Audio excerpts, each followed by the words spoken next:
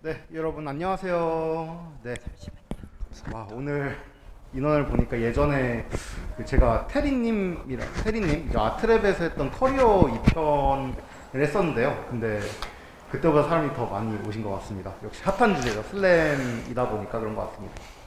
네, 오늘 모드팝 세미나 주제는 이제 슬램이고요. 네, 제 소개를 먼저 드리자면 저는 모드의 연구소 이영빈이라고 합니다. 반갑습니다. 그래서 오늘 슬랩은 이제 스트라트 비전의 장형진님께서 발표해 주실 예정이고요. 주제는 고대 유물부터 최신 딥 슬램 기술까지 알아보기입니다. 네, 오늘 유의할 점이 몇 가지 있는데요. 잠시만요. 네, 오늘 모드팝은 유튜브로 이제 추후 공개되진 않습니다. 그리고 또 세미나 종료 후에 만족도 조사를 저희가 꼭 하거든요. 이제 꼭 해주시면 좋을 것 같고요. 그리고 온라인에 이제 참석하시는 분들이 계세요.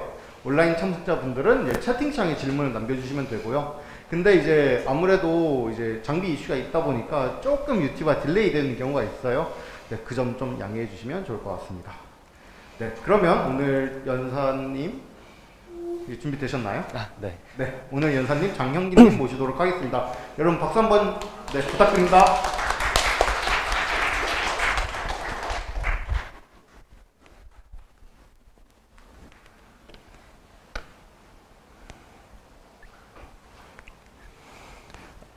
들리시나요? 네. 화면 보일 때까지 잠시만 기다리겠습니다. 네.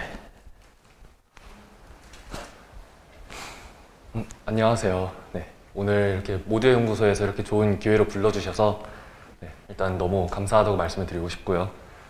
저는 오늘 AI 그리고 슬램이라는 주제로 발표를 진행하게 된 장영기입니다. 반갑습니다. 시작하기 전에 제 소개를 먼저 좀 간단하게 드릴게요. 저는 이제 스트라드 비전이라는 회사에서 세만틱 슬램 엔지니어라는 좀 보기 힘든 포지션으로 있는데, 일단 스트라드 비전 저희 회사에 대해서 간단하게 설명을 드리면은 저쪽 한 2블럭 정도만 이제 가면은 있는 강남역 5번 출구 바로 앞에 있고요. 네. 떨려가지고 지금 말이 잘 안 나오네요.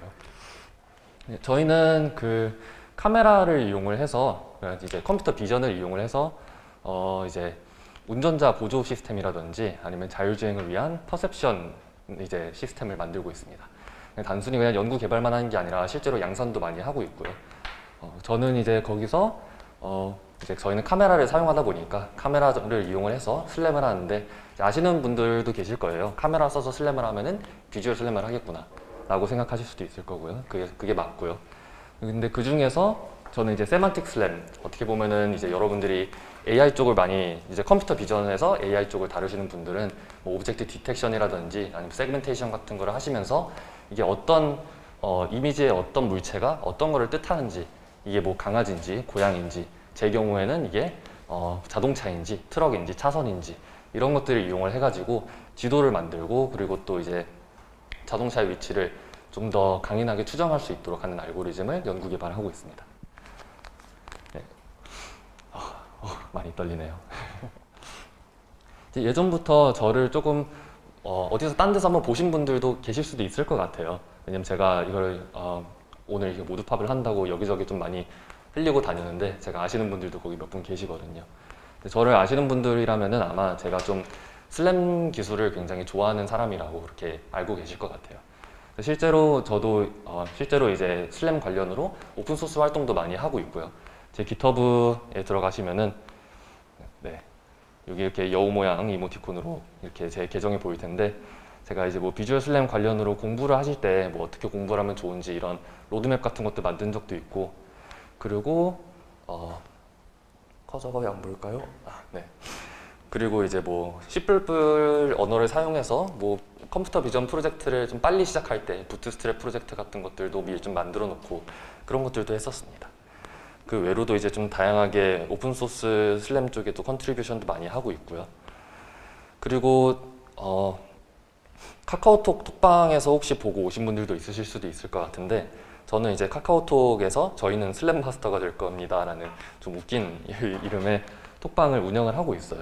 이제 여기는 이제 뭐 슬램을 공부하시고 싶으신 분들, 아니면은 공부하고 계시는 대학원생분들, 현업자분들 이렇게 많이 계셔서 뭐 현업 얘기도 하고 그리고 슬램 얘기도 하고 그렇게 좀 좀 귀한 슬램 엔지니어들끼리 많이 찾기 힘들거든요. 슬램 엔지니어를 나와봐 하면은 굉장히 없어요. 그래가지고 서로 좀 네트워킹도 할 수 있도록 그런 장을 좀 만들어 놨었습니다. 네, 그리고 뭐 기술 블로그도 하고 있고 링크드인도 하고 있고 오늘 혹시나 이제 오프라인에 계신 분들 이제 뭐 끝나시고 나서 질문을 하려고 했는데 못 하셨다든지 아니면 온라인에 듣고 계신 분들 중에서도 뭐 질문을 남겼는데 시간상 막 넘어갔다든지 근데 이거 나는 꼭 답변을 듣고 싶다라고 하시면은 이메일로 남겨주시면 제가 답변을 또 드릴 수도 있을 것 같아요. 그래서 이메일도 한번 보시면 좋을 것 같고요. 그리고 너무 길어지기 전에 제 소개는 빨리 끝내도록 할게요. 네. 이제 모드의 연구소에서 사실 좀 꽤 옛날부터 활동을 했어요. 물론 훨씬 더 오래전부터 활동하신 분들도 계셨겠지만 저는 이제 한 2018년, 19년 그때 플레이샵에 처음 들어가고 그 후부터 몇 번 퍼실도 하고 뭐 의료 영상 막 이런 것도 했었었고 요즘에는 자율주행이나 컴퓨터 비전 쪽에 좀 많이 하다가 네, 최근에 이제 좀 더 실력이 쌓이게 돼서 드디어 연사로 돌아오게 됐습니다. 네, 좀 서론이 많이 길었는데요. 오늘 다룰 내용들에 대해서 간단하게 소개드리겠습니다.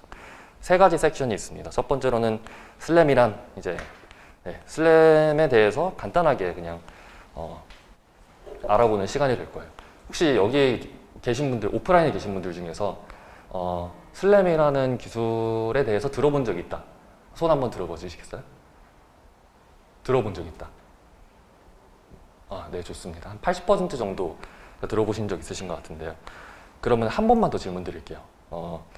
슬램이 어떤 기술이다라고 예를 들어서 슬램으로는 내 위치를 추정할 수 있어 라든지 아니면 슬램으로는 지도를 작성할 수 있어. 이거 제가 지금 말씀드리기 전까지 이거를 얘기할 수 있다. 손 한번 들어보시겠어요? 오, 그래도 한 50% 정도 계시는 것 같아요. 좋습니다. 네, 일단은 사실 오늘 토크의 가장 중요한 부분은 이 세 번째 챕터예요. 이제 발표 제목도 이제 AI와 슬램인데 당연히 세 번째 딥러닝과 슬램 이 파트 가장 중요하게 될 건데 그거를 같이 얘기해보기 위한 좀 빌드업이라고 봐주시면 좋을 것 같아요. 슬램이 어떤 기술이고 그리고 또 어떤 방식으로 발전이 되어 왔는지 대해서 될 것 같습니다. 그래서 가능하면 첫 번째, 두 번째 파트는 조금 빨리 넘어가 보려고 해요. 네, 그러면 시작하도록 하겠습니다. 슬램이라는 기술 이름이 이제 좀 원래 줄인 말입니다. Simultaneous Localization Mapping이라는 말을 줄인 건데 번역을 하면은 이렇게 됩니다. Simultaneous는 동시적, 그리고 Localization은 위치 추정, 그리고 End는 이제 end고요. 그리고 Mapping은 지도 작성이라는 뜻을 가지고 있습니다. 그래서 SLAM, 슬램이라고 얘기를 해요. 되게 멋있는 이름이죠, 슬램. 원래는 슬램이라는 이름이 더 인기를 끌기 전에 다른 이름도 있었다는데 그때까지는 지금보다도 더 인기가 없었대요. 이름도 재미가 없으니까. 근데 갑자기 슬램 막 이러니까 사람들이 막 뭐야 그러면서 그때부터 좀 뜨기 시작했다고 해요. 한 90년대쯤이라고 하더라고요. 근데 슬램 이거를 저희가 simultaneous 하다는 게 저는 이게 가장 중요한 것 같아요. 무엇보다 저는 뭐 이제 딥러닝이라든지 뭐 머신러닝이라든지 다른 이제 또 굉장히 멋있는 이름의 기술들도 있기는 하지만 저는 사실 슬램이라는 이름을 굉장히 좋아하거든요. 근데 단순히 이게 슬램 꽝 이걸 해서 멋있다고 이게 아니라 이 simultaneous라는 이 단어가 가지고 있는 게 정말 이 기술을 한 번에 다 표현하는 방법이라고 생각해요. 그리고 반대로 얘기를 하면은 이 simultaneous가 왜 simultaneous한지 이해를 하지 못했다면은 슬램을 이해하지 못한 거나 마찬가지라고 생각됩니다. 그래서 좀 simultaneous에 좀 중점을 둬서 설명을 드려보려고 해요. 우선은 방금 전에 위치 추정, 로컬라이제이션, 그리고 매핑, 지도 작성에 대해서 간단하게 설명을 드릴게요. 위치 추정이라는 거는 저희가 어떤 공간에 있을 때, 예를 들어서 여기, 오프라인 오피스, 여기 있을 때 저희가 이 공간에 대한 지도를 가지고 있습니다. 지도를 가지고 있는 상황에서 제가 여기서 눈을 딱 떴어요. 그러면은 저기 벽이 있고 여기 쪽에 창문이 있고 저쪽에 뭐 커피 머신이 있고 라는 게 보여요.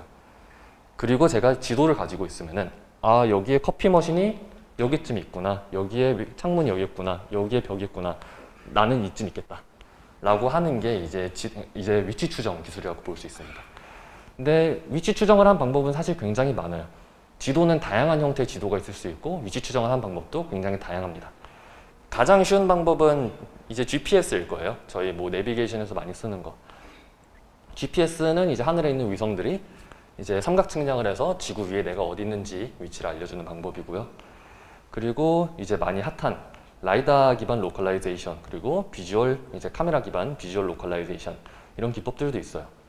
그래서 뭐 카메라 기반으로도 할 수 있고 라이다 기반으로도 할 수 있고, 그리고 오늘 토크는 카메라와 라이다 둘 다 얘기를 할 겁니다. GPS는 대신 얘기를 안 할 거예요. 네, 다음으로는 이제 지도 작성, 매핑 기술에 대해서 좀 알아보도록 하겠습니다. 지도 작성 기술은 반대라고 보시면 돼요.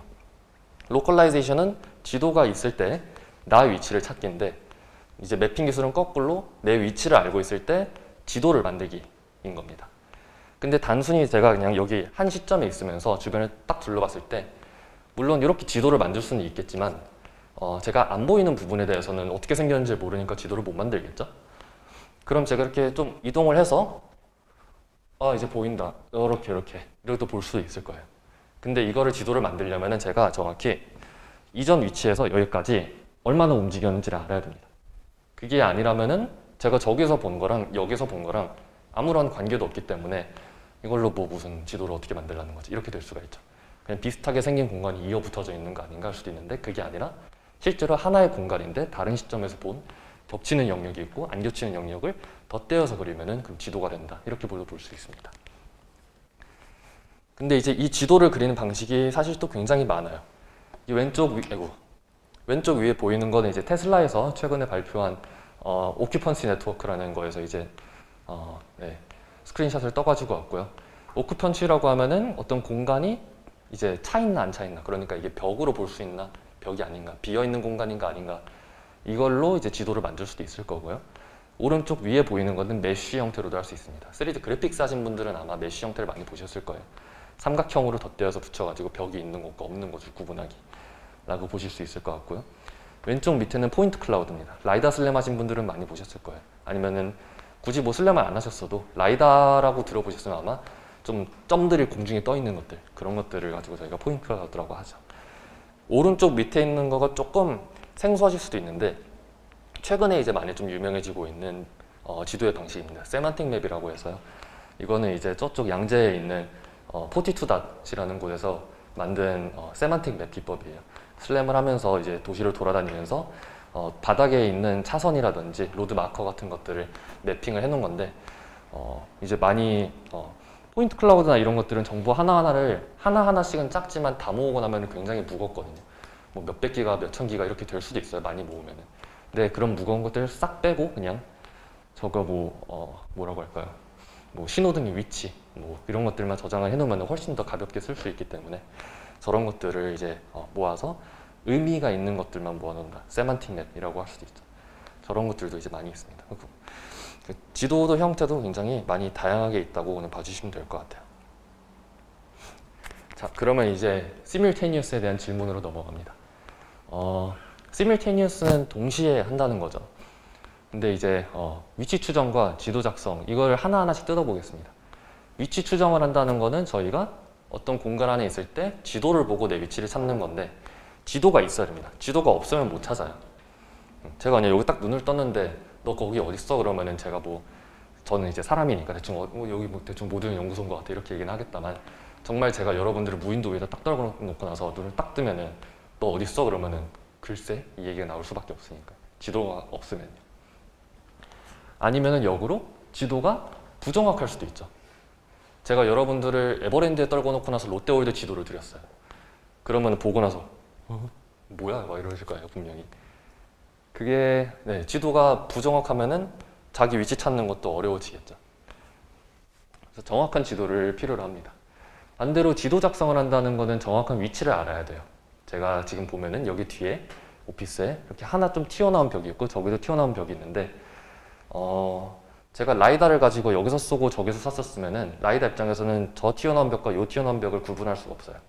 둘 다 똑같이 튀어나온 벽이고 비슷하게 생겼기 때문에. 이거를 구분할 수 있는 방법은 어디서 찍었는지 위치를 알려주는 방법밖에 없습니다. 그렇기 때문에 정확한 위치를 필요로 해요. 근데 이게 되게 어렵습니다. 이게 제가 위치 추정 문제를 푼다고 해볼게요. 그러면은 뭐 내가 로봇을 어떤 현장에다가 둬서 딱 키면은 얘가 자기 위치를 알고 거기서부터 기어다닐 거야. 그럼 얘가 위치를 추정을 해야 되겠네? 라고 생각해서 하려고 하는데, 그러면 정확한 지도가 필요하겠네? 정확한 지도는 어떻게 만들지? 매핑 지도 작성을 하면 되겠구나. 지도 작성을 하려면은 정확한 위치를 알아야 되겠네. 위치는 어떻게 알지? 위치 추정을 해야 되겠구나. 위치 추정해야되면 뭐가 필요하지? 지도가 필요하겠네. 뺑뺑이를 둡니다. 그래서 이거를 저희가 이제 치킨 앤 에그 프로블럼이라고 해요. 뭐가 먼저냐? 닭이 먼저냐? 달걀이 먼저냐? 지도가 먼저냐? 위치가 먼저냐? 이렇게 돼요. 네. 네. 죄송합니다. 지금 여기 줌으로 이거를 연결해 놨는데 10분 남았다고 그 순간 당황했어요. 그러니까 시간 끝나면은 다시 한번 연결을 할게요. 네. 그래서 슬램에 대해서 소개를 좀 드리자면은, 슬램은 이제 위치 추정은 지도가 있어야 되고, 매핑 이제 지도 작성은 위치를 알아야 되는데, 슬램은 그런 거 다 필요 없습니다. 그냥 아무것도 모르는 상태에서 이제 조금 더 확률적으로 얘기하면, 통계 쪽에서 얘기하는 대로 얘기를 하면은 아무런 사전 정보 없이, 아무런 프라이어 정보 없이 시작할 수 있는 시스템이라고 얘기를 많이 해요. 그래서 아무런 뭐 위치 정보 없이, 지도 정보 없이 바로 위치 추정과 지도 작성을 동시에 푸는 방법이라고 볼 수 있습니다. 여기서 보이는 것처럼요. 여기는 지금 뭐 지도가 그려지고 있기는 한데, 딱 켜진 시점에서는 아무것도 보고 있지 않아요. 아무것도 보고 있지 않은 상태에서 보이는 것들을 계속 이렇게 붙여나가는데, 붙여나갈 때는 어떻게 붙여나가느냐? 자기의 위치 정보를 새롭게 추론해낸 정보를 가지고 계속 덧대어서 붙여나가는 형태로 볼 수 있습니다. 근데 그러면은 이게 어떻게 되는 거냐? 이게 그렇게 쉬운 거였으면 로컬라이제이션 문제도 아니면 뭐 매핑 문제도 그냥 다 진작에 해결됐을 텐데, 이게 왜 어렵냐? 이거를 알려면 조금 사실 내부에 수학적으로 굉장히 깊게 들어가야 되는데, 오늘은 그런 시간은 좀 없을 것 같고 빠르게 그냥 어떤 형태로 작동하는지만 알려드릴게요. 슬램에서 가장 중요한 부분은 이겁니다. 모션 모델이 있고 옵셔베이션 모델이 있습니다. 모션 모델은 저의 이동치를 표현하는 수식이에요. 제가 앞으로 한 걸음 갔다 그러면은 한 걸음 갔다라는 걸 표현해 주는 수식입니다. 여기에 조금 더 추가로 해서 설명하자면은 노이즈가 있습니다. 이제 모든 로봇에서는 이제 센서들이 달려 있고, 센서들은 모두 노이즈를 가지고 있어요. 그래서 제가 한 걸음이 아니라 1m라고 해볼게요. 1m라고 생각했지만 실제로는 1m 1cm를 걸었다. 1m인 줄 알았지만 99cm를 걸었다. 이럴 수가 있어요. 계속 걷다 보면 이 에러치가 점점 쌓이고 쌓이겠죠. 지대어건 그 이동치를 표현하는 수식이라고 봐주시면 될 것 같아요. 그리고 반대로 이제 옵서베이션 모델이 있습니다. 옵서베이션은 주변 환경에 대한 관측치를 이제 얘기를 하는 겁니다. 여기 앞에 계신 분하고 저의 사이에 거리 관계를 표현하는 방법. 예를 들어서 제 앞에 2m 떨어져 계십니다. 제 앞에 뭐 x 방향으로는 2m, y 방향으로는 마이너스 1m 떨어져 계십니다. 이런 식으로 표현을 할 수가 있는 거죠. 여기에 나와 있는 거는 이제 2D 라이다, 2D 환경에서 이 자동차의 위치를 표현하는 방법일 거예요. X 포지션, Y 포지션, 세타각, X 포지션, Y 포지션, 세타각, 이렇게 해서 위치를 표현을 할 수가 있고요.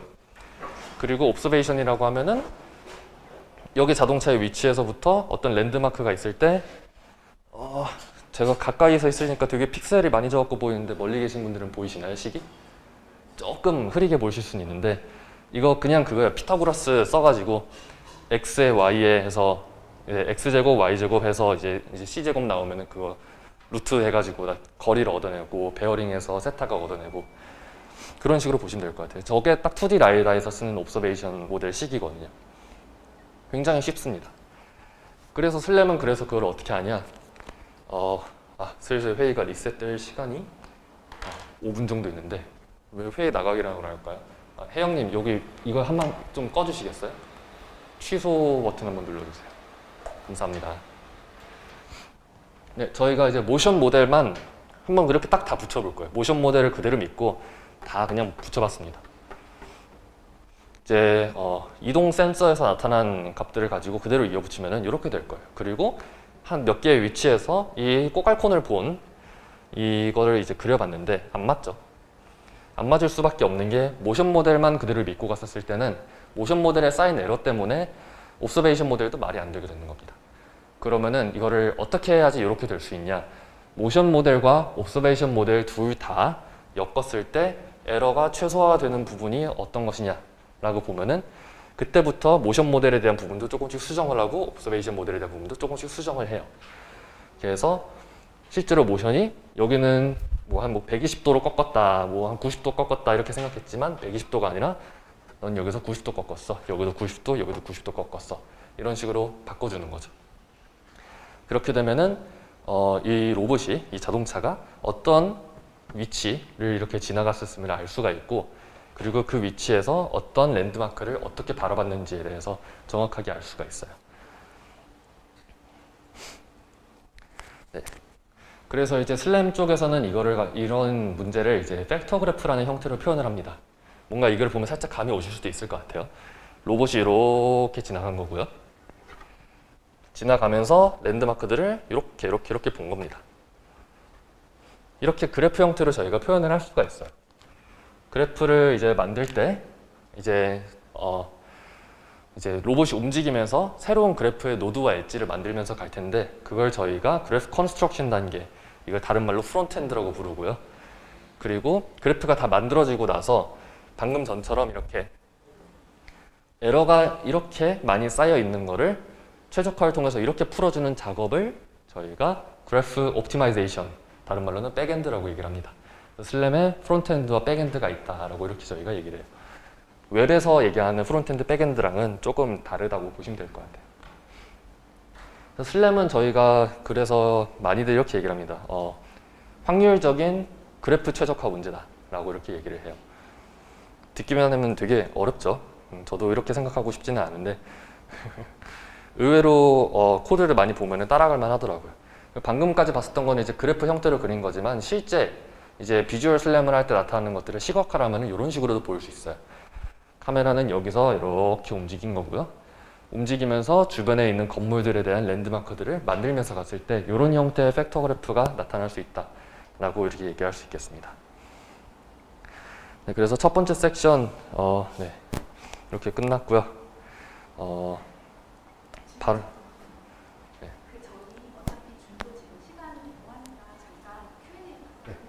네네. 네, 좋습니다. 네, 저희 지금 준도 좀 끊어지는 이슈가 있어서 혹시 지금까지 나왔던 것 중에 혹시 궁금하신 점 있을까요? 네, 궁금한 점 있으면 손을 들어주시면 좋을 것 같습니다. 네. 네.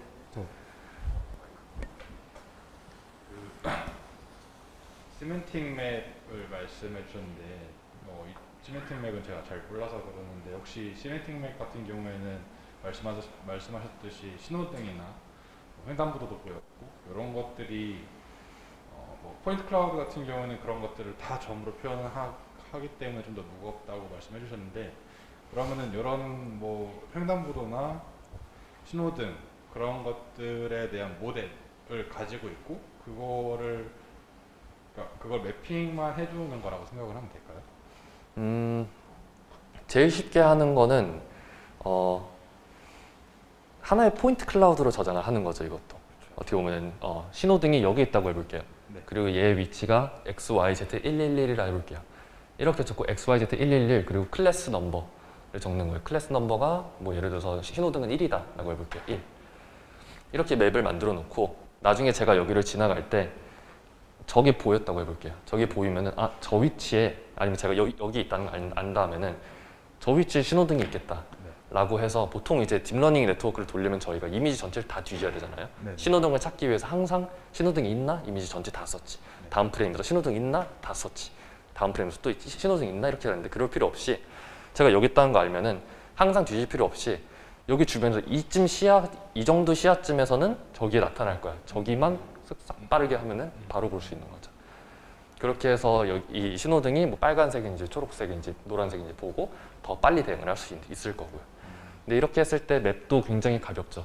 네네. 단 하나의 포인트니까요.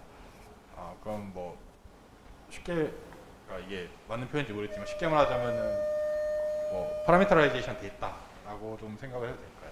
네, 뭐 여러 가지 방법이 있을 거예요. 다시 표현을 하는 데는. 근데 가장 간단한 예제로 해서 말씀을 드린 거고요. 저라면은 그냥 이렇게 할 것 같아요. 왜냐면은 맵에서 가장 고려할 부분이 물론 데이터 어소시에이션이나 그런 방법들도 있겠다만 용량에 대한 부분도 충분히 고려를 해야 되니까요. 또 세만틱 맵 같은 경우는 정말 그 단순히 로컬라이제이션 용도로 사용을 할 수도 있겠지만요. 잘 만들면은. 근데 그거보다는 조금 더 이거를 가지고 이 세만틱 정보를 가지고 어떻게 더 하이 레벨 오퍼레이션을 할까를 많이 고려를 하거든요. 신호등을 보면 내가 뭘 해야 되지라고 하면 보통 멈추거나 아니면 출발하거나 그거를 이제 액션을 내릴 수 있는 포인트가 되는 거죠. 그러면 그러니까 포즈도 중요하고 맵도 중요한데 좀 더 맵에 가중치가 있는 방법이다라고 생각을 해도 될까요? 맵은 항상 항상 정확해야 된다고 생각해요. 네. 그 맵에 가중치를 더 준다는 게 어떤 의미인지는 잘 모르겠지만요. 그러니까 뭐 뭔가 맵을 보고 포즈를 추정할 수 있게 해준다는 의미일까요? 그러니까 맵에 시멘틱 정보가 있으니까 그런 것들을 뭐 촬영이라고 한다면은 뭐 우리가 포즈를 구할 때 오브저베이션을 좀 빼는 편이 좀 더 정확한 포즈를 구할 수 있을 것이고 뭐 좀 스태틱한物체들은 가지고 가서 걔네들을 랜드마크로 사용해서 포즈를 추정을 하는 것이 좀 더 정확할 것 같은데 네, 그래서 혹시 네 여러 가지 얘기가 좀 전개가 안 되네요. 그러면은 혹시 조금 정리되시면 조금 이따가 다시 얘기해보면 좋을 것 같은데요. 왜냐면 요거 줌을 다시 연결해야 되는데 슬랙으로요. 네. 슬랙으로. 네, 지금 질문 하나만 더 받을까요? 아니면 어떻게 할까요? 네, 하나만.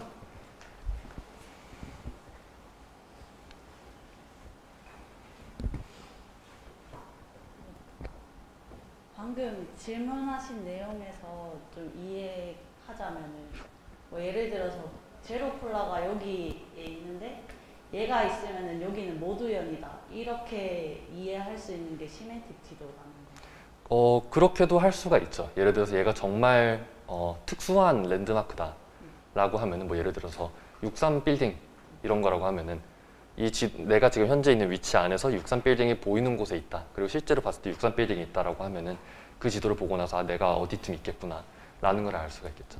근데 그게 아니라 세상에 63 빌딩이 굉장히 많이 있다라고 하면은 그때부터는 그게 유니크한 게 아니다 보니까 또 다른 형태로 써야 될 거고요.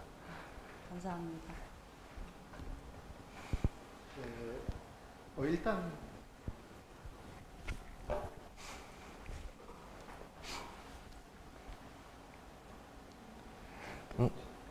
네, 바로 다음 섹션으로 이어서 할게요.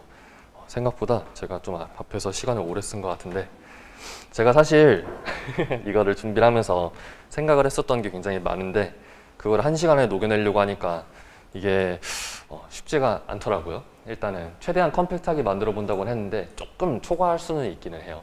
근데 최대한 맞춰서 해보도록 하겠습니다. 제가 사실 GitHub에 이미 슬램을 공부하는 로드맵이라고 하면서 필요한 사전 지식들부터 이제 어떤 슬램이 유명한가를 좀 많이 늘어놔본 게 있어요. 근데 거기서 뭔가 좀 랜드마크급 정말 업계를 뒤엎은 논문들만 조금 모아봐야지라고 하는데 욕심이 많아갖고 좀 더 많이 모으긴 했거든요. 근데 정말 딱 어떤 기점을 만들고 딱 이렇게 했습니다. 가장 태초에 모은 것부터 기점이 나오고 기점이 나온 것까지는 무조건 넣어야겠다라고 했고 그 다음에 실제로 현업에서 쓰고 있는 것들은 무엇인가를 최대한 이렇게 넣어봤어요. 그래서 아마 뭔가 슬램에 관심이 있으신 분들 또는 현업에 지금 슬램 쪽을 하고 계신 분들께 좀 도움이 되지 않을까라는 생각으로 해서 이렇게 모아봤는데 영상이 사실 많은데 영상 다 보여드리면은 아마 그대로 끝나버릴 것 같아갖고 영상은 굉장히 빨리 쑥쑥 넘기면서 보여드릴게요. 말도 좀 빨라질 수 있으니까 이해해 주세요. 네, 우선은 가장 먼저 90년대에 이제 디팩토, 그러니까 모두가 쓰는 방법으로 쓰였던 게 이제 EKF 슬램입니다. EKF라고 하면은 Extended Kalman Filter를 사용한다는 거고요. 여기서 이제 보이시는 것처럼 로봇이 이동을 하면서 주변 랜드마크들을 볼 때마다 관측을 하게 되면서 EKF 안에 이제 EKF 해보신 분들은 아시겠지만 안에 코베리언스 매트릭스라는 것을 관리를 하게 됩니다. 공분산 매트릭스라고 하는데 그거를 관리를 하면서 지금 이렇게 uncertainty를 이렇게 표현하게 돼요. 이제 다시 보면 볼수록 언설텐티가 작아지기 때문에 점점 이렇게 타원이 작아지는 걸 볼 수가 있고요. 네. 근데 이제 이거가 처음에 이제 90년대는 사실 EKF로 뭘 할 수 있을까 하면서 진짜 모든 보이는 거 다 EKF 다 넣어보는 시대였어요. 그러다가 슬램이 풀렸다. 그래 그러면 슬램 EKF로 풀면 되겠다 라고 했는데 그렇게 많이 슬램이 90년대는 뜨지 않았어요. 왜냐면은 그 EKF를 써보신 분들은 코베넌스 매트릭스가 관측치가 많아지면 많아질수록 그 코베넌스 매트릭스는 매트릭스다 보니까 관측치 하나 많아지면 많아질수록 매트릭스 로우가 하나씩 많아지거든요. 로우만 많아지는 게 아니라 똑같이 컬럼도 많아져요. 그러면은 하나씩 랜드마크가 추가되면 추가될수록 5의 n 제곱으로 올라가기 때문에 금방 이제 꽉 차버리게 됩니다. 이 방만 한 바퀴 돌아도 이미 끝날 거예요. 컴퓨터 막 죽으려고 할 거고. 그러다가 이제 다음에 개선이 된 게 이제 패스트 슬램입니다. 패스트 슬램 같은 경우는 5의 n 제곱이었던 친구가 5의 n으로 줄어들었어요. 이것도 내용 깊게 들어가면 좀 굉장히 어렵기는 한데 이거는 파티클 필터 방식으로 백엔드를 이제 메인에 바꿨고요. 그 랜드마크 하나하나씩을 트래킹하는 데다가 EKF를 거기다 넣었는데 그럼 이것도 EKF 쓰는데 이것도 5의 n 제곱 아니냐 라고 하실 수 있지만 요거 하나에 대한 것만 EKF를 하기 때문에 그렇게 그 옵서베이션 수가 많아지지가 않습니다. 그래서 굉장히 효율적으로 이걸 돌릴 수 있게 됐다고 하고요. 이거를 만드신 분이 이제 세바스찬 트론이라는 분이 만드셨는데 지금 유다시티를 만드신 분이기도 하고 그리고 구글 웨이모를 창립하신 분이기도 해요. 웨이모 창립하고 갑자기 나는 동영상 강의를 만들겠다고 나가셨는데 제 롤모델입니다. 돈 많이 버실 것 같아요. 그리고 갑작스럽게 10년 정도를 한 번에 확 압축을 시켜버리자면은 2D 라이다 슬램은 지금 여기까지 오면은 거의 웬만한 현업에서 쓰고 있는 거랑 거의 똑같은 레벨로 올라왔다고 보시면 됩니다. 2005년에 G매핑이라는 이제 알고리즘 나왔고 이제 11년에 헥터 슬램이라는 애가 나왔고 얘 사실 영상 보면 다 그게 그것처럼 보여요. 근데 뭐가 다르냐라고 하면 성능이 다릅니다. 얘가 제일 좋아요. 구글에서 만든 거고요. 2D 라이다도 쓸 수 있고 3D 라이다도 쓸 수 있어요. 그럼 이게 어떻게 둘 다 되냐라고 하면 3D 라이다에서 나오는 모든 정보들을 2D로 압축을 해가지고 이제 라이다 오도메트리를 한다라고 보시면 될 것 같습니다. 루프 클로저도 되고요. 아까 EKF 슬램 같은 경우는 제가 여기 한 바퀴 돌면 컴퓨터 터질 거라고 말씀을 드렸는데 얘 같은 경우는 공장 한 바퀴를 다 돌아도 거뜬히 이제 견딜 수가 있는 그런 굉장히 효율적인 알고리즘입니다. 그리고 이제 다시 2003년으로 돌아가 볼게요. 이거는 어떤 분기점이었었냐면은 비주얼 슬램이 첫 번째로 나온 그러니까 카메라 기반으로 슬램을 하는 첫 번째 시도가 나타납니다. 모노 슬램이라고 하고요. 이거는 단순히 EKF 슬램을 카메라로 포팅했다 정도로 봐주시면 될 것 같아요. 근데 이제 비주얼 슬램을 이제 처음으로 하면서 이런 고민이 생기게 됩니다. 라이다 슬램 같은 경우는 처음부터 랜드마크의 포인트가 3D 공간 또는 2D 공간에 있는 걸로 나와요. 근데 카메라 같은 경우는 3D 공간에 있는 정보가 2D의 이미지로 압축돼서 나오기 때문에 3차원에서 2차원으로 정보가 오면서 하나의 차원의 정보가 소실이 되게 됩니다. 바로 거리값, 뎁스라고 저희가 얘기를 하는데요.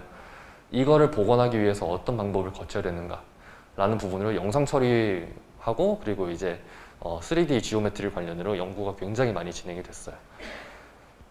그렇게 돼서 모노슬램이라는 것, 그러니까 이제 카메라로도 이게 가능하다라는 것을 보여줬고요. EKF 슬램하고 아까 굉장히 비슷합니다. 이게 코베리언스, 아까 그 타원으로 크게 나왔던 거, 언설텐티고요. 다시 보니까 작아지는 거가 보입니다.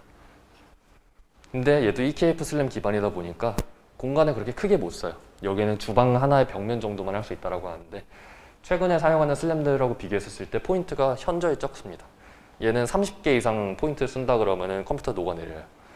근데 최근에 쓰이는 것들을 한 뭐 2만 개, 3만 개 잡아도 괜찮고요. 그리고 2007년에 이제 굉장히 큰 브레이크스루가 나타납니다. 제가 봤었을 때 제 개인적인 의견이지만 슬램 쪽에서 있었던 가장 큰 브레이크스루라고 생각이 들고요. 근데 이 브레이크스루가 되게 웃긴 게 이 연구자들이 직접 만든 브레이크스루가 아니에요. 2007년에는 어떤 일이 있었냐면은 제 생각에 지금 딱 이렇게 봤을 때 여러분들이 아마 2006년, 2007년쯤에 컴퓨터를 쓰고 계셨을 거라 생각해요. 다들 어려워갖고 게임 같은 걸 하고 계셨을 수도 있을 것 같고 그때 처음으로 듀얼 코어가 나왔어요. 2006년에. 그러니까 CPU가 코어 하나만 가지고 한다가 아니라 코어가 2개가 된 겁니다. 동시에 두 가지 일을 할 수 있게 된 건데 슬램에서도 똑같이 했어요. 하나의 스레드에서 무거운 연산을 다 돌리기에는 너무나 오래 걸린다. 그러면은 빨리빨리 실시간으로 돌 수 있는 걸 하나 넣고 조금 오래 걸리더라도 정확한 연산할 수 있는 걸 또 넣자 라고 해서 트래킹 스레드와 매핑 스레드를 넣어가지고 이렇게 할 수 있습니다. 그러면은 많은 데이터, 이제 수많은 점들, 수많은 데이터들을 가지고 빨리 도는 연산들은 실시간으로 빨리 돌리고, 그 다음에 좀 오래 걸려도 되는 것들, 한 200m초, 500m초에 걸려도 되는 것들은 뒤에서 돌린다 라는 방식으로 이렇게 돌아가게 됩니다.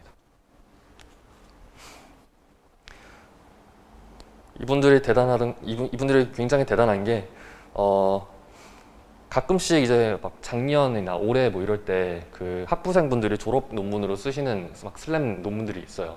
코드 올리시는 것도 있어요. 그때 보고 나서 정확도 비교하면 아직도 이분들께 높은 경우들도 많이 있어요. 2008년인데, 2007년, 2008년인데 굉장하죠. 그리고 이런 앱들을 사실 만드는 것도 굉장히 어렵고요. 이런 것들을 이제 현업에서 앱을 만드는 회사들도 AR 쪽에서 뭐 잘하는 곳들이 있긴 하겠지만 많이들 이 수준을 2007년 수준을 넘지 못해서 포기하는 곳들도 많아요. 네, 그리고 또 10년, 20년을 또 다시 이렇게 압축을 해서 지금 어디까지 올라왔냐라고 하면은 이제 ORB 슬램 많이들 들어보셨을 거예요. 보통 이제 커뮤니티에서 비주얼 슬램 공부하고 싶은데 뭐부터 보면 될까요? 하면은 ORB 슬램 읽으세요 하는데 할 말은 많지만 하지 않겠습니다. 왜냐면 ORB 슬램 논문 정말 어렵거든요. 그냥 할 말 하겠습니다. 읽지 마세요. 그 첫 시작 논문을 그거 읽지 마세요. 코드도 보지 마세요. 그거부터 시작하면은 다 포기하게 됩니다. 이걸 여기 있는 것도 다 읽지 마세요. 시작할 때. 그냥 뭔가 슬램에 돌아가는 거 보고 싶다라고 하시면은 빌드 하셔서 돌리시는 건 좋은데 논문 읽으실 거면 피탐부터 무조건 읽으세요. 그게 제일 좋습니다. 네, 이게 그래서 어느 정도가 됐냐라고 하면은 아까 모노슬램 같은 경우는 벽면 하나, 그리고 피탐 같은 경우는 조그만한 방 하나, 이제 이거 같은 경우는 조금, 이거 제가 굉장히 좋아하는 데모인데요. 운동장을 이렇게 삥 돌면서 운동장에서 자기네 시스템 이름이 빈즈 모노거든요. 그래서 빈즈라고 적고 막 이렇게 뺑 돌아요. 그리고 그거를 이제 항공지도에다가 덧대어서 그리는데 정확하게 나온다 라고 합니다. 실제로 굉장히 정확해요.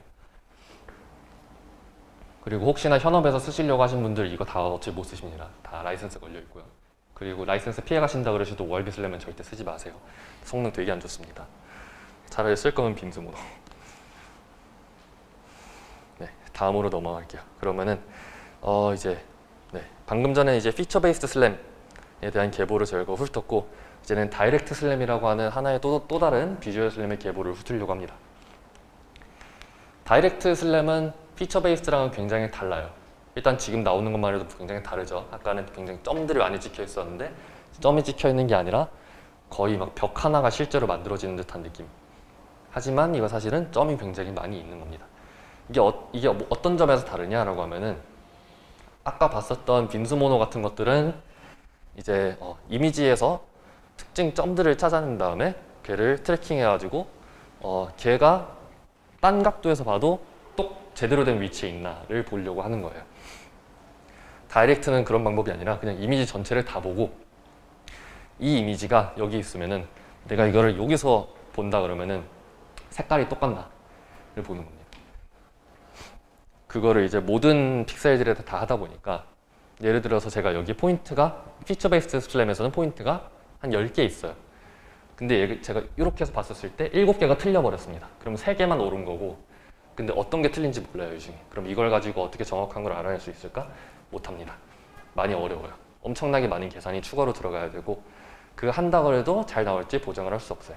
다이렉트 같은 경우는 이미지 하나가 여기 있고 이미지 하나가 여기 있는데 조그만한 이미지를 얘기를 해볼까요? 640 곱하기 480 그것만 해도 벌써 한 4만 개, 8만 개 이렇게 비교할 만한 게 있으니까 굉장히 정확해요.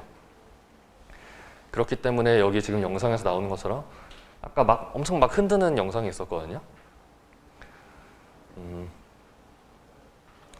아마 이쯤일 것 같은데, 네.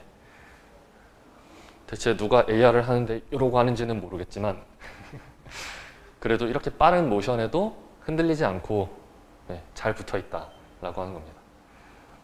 얘는 굉장히 잘 붙어있고 얘는 가끔씩 팍팍 튀는 모습이 있어요.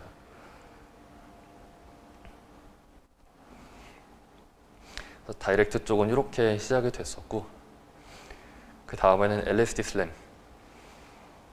LSD 이제 사람들이 많이들 ORB 슬램이 짱이다. 그러니까 ORB 슬램이 그 논문도 한번 읽어봤는데 그 저자들이 그러거든요. 자기들이 알기로는 자기들이 제일 처음으로 컴플리트 풀 슬램을 만들었고 라지 스케일을 커버할 수 있는 세상 첫 번째 시스템이다 라고 하는데 바로 1년 전에 이미 라지 스케일 어쩌고 슬램에가 다이렉트 슬램 해갖고 나왔는데 그냥 바로 무시하고 올린 거거든요. 라지 스케일을 먼저 한 쪽은 이쪽입니다. 다이렉트 슬램 쪽이지만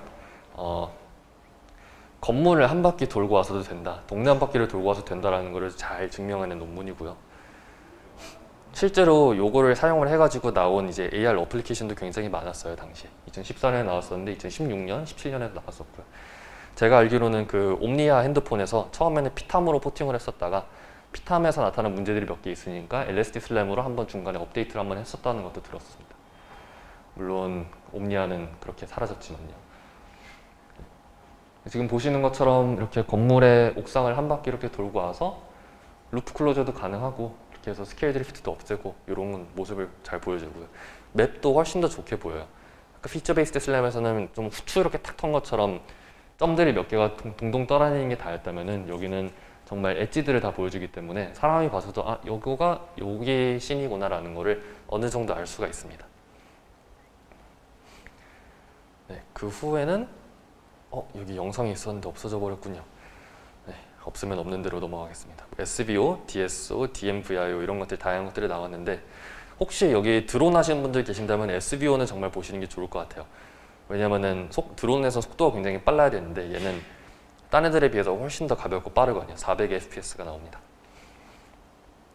그 다음에 2012년 이때는 이제 제가 이제는 설명드릴 거는 RGB D 슬램입니다. 다이렉트는 아니고요. 그 아까 D탐 2010년에 다이렉트 슬램의 가장 첫 번째 D탐을 연구하셨었던 분이 D탐을 연구하고 나서 느끼신 게 있습니다. 아, 못 해먹겠다. 그래갖고 키넥트 퓨전을 이제 RGB D2로 꺾게 되십니다. 딱 타이밍이 정말 절묘했어요. D탐을 연구하고 나서 느꼈었던 거가 정말 이런 알고리즘까지 만들어갖고 이거 슬램을 해야 되나? 라는 생각이 정말 들었대요. 그러고 있었는데 그러던 참에 마이크로소프트에서 키넥트라는 게임을 런칭을 했다가 게임을 완전히 말아먹었어요. 그게 뭐였냐면은 TV 위에다가 몸을 인식하는 센서를 갖다 놓고 몸으로 하는 게임인데 아무도 게임할 때 움직이고 싶어 하지 않아갖고 게임은 망했고 그 센서들 재고로 남은 걸 어떻게 처리할까 하다가 컴퓨터 비전 연구하는 사람들이 우리가 쓸게요 라고 해서 쓴 거예요. 원래는 똑같은 성능의 센서가 그 당시에는 거의 막 한 몇만 달러 주고 사야 되는 거였는데 만드는 곳이 없다 보니까 근데 마이크로소프트는 그걸 적자 보고 팔 생각하고 싸게 파는 거거든요. 거의 하나에 한 70달러, 100달러 이러고 팔았었어요.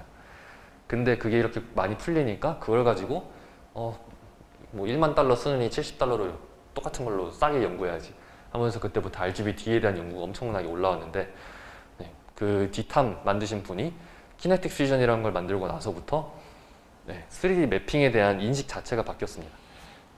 이 2012년이면은 ORB 슬램도 나오기도 전이고요. LSD 슬램도 나오기도 전이라서 사람들이 봤던 건 P탐밖에 없었어요. P탐밖에 없었고 D탐밖에 없었어요. P탐은 점 몇 개만 이렇게 해서 동동 떠다니는 거고 D탐은 멋있기는 한데 엄청나게 무거운 GPU랑 CPU 다 끌어다 써갖고 겨우 되는 거였으니까 어떻게 해야 되지 하고 있었는데 가벼운 GPU에 가벼운 CPU, 노트북에서도 돌아간다라는 키네틱 퓨전이 나오니까 이제 완전히 새로운 시대가 열렸다라고 한 거죠.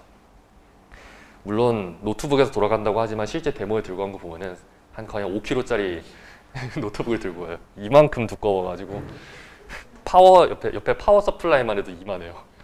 근데 그거 막 이러고 들고 가고 하는데 어쨌든 노트북에서 된다. 좀 억지긴 하지만 그리고 또 그게 안 되는 애들도 많았거든요. 그렇게 됐고 키넥트 퓨전이 계속 발전을 해서 결국에는 훨씬 더 정밀하게 3D 공간을 매핑할 수 있는 그것도 훨씬 더 가볍게 매핑할 수 있는 방법이 뭘까 연구가 많이 된 게 아이템 맵으로 시작하고 일라스틱 퓨전, 번들 퓨전 등등으로 가면서 이제 RGBT 연구는 사실상 3D 리컨스트럭션 쪽으로는 여기서 끝났다고 봐도 무방해요.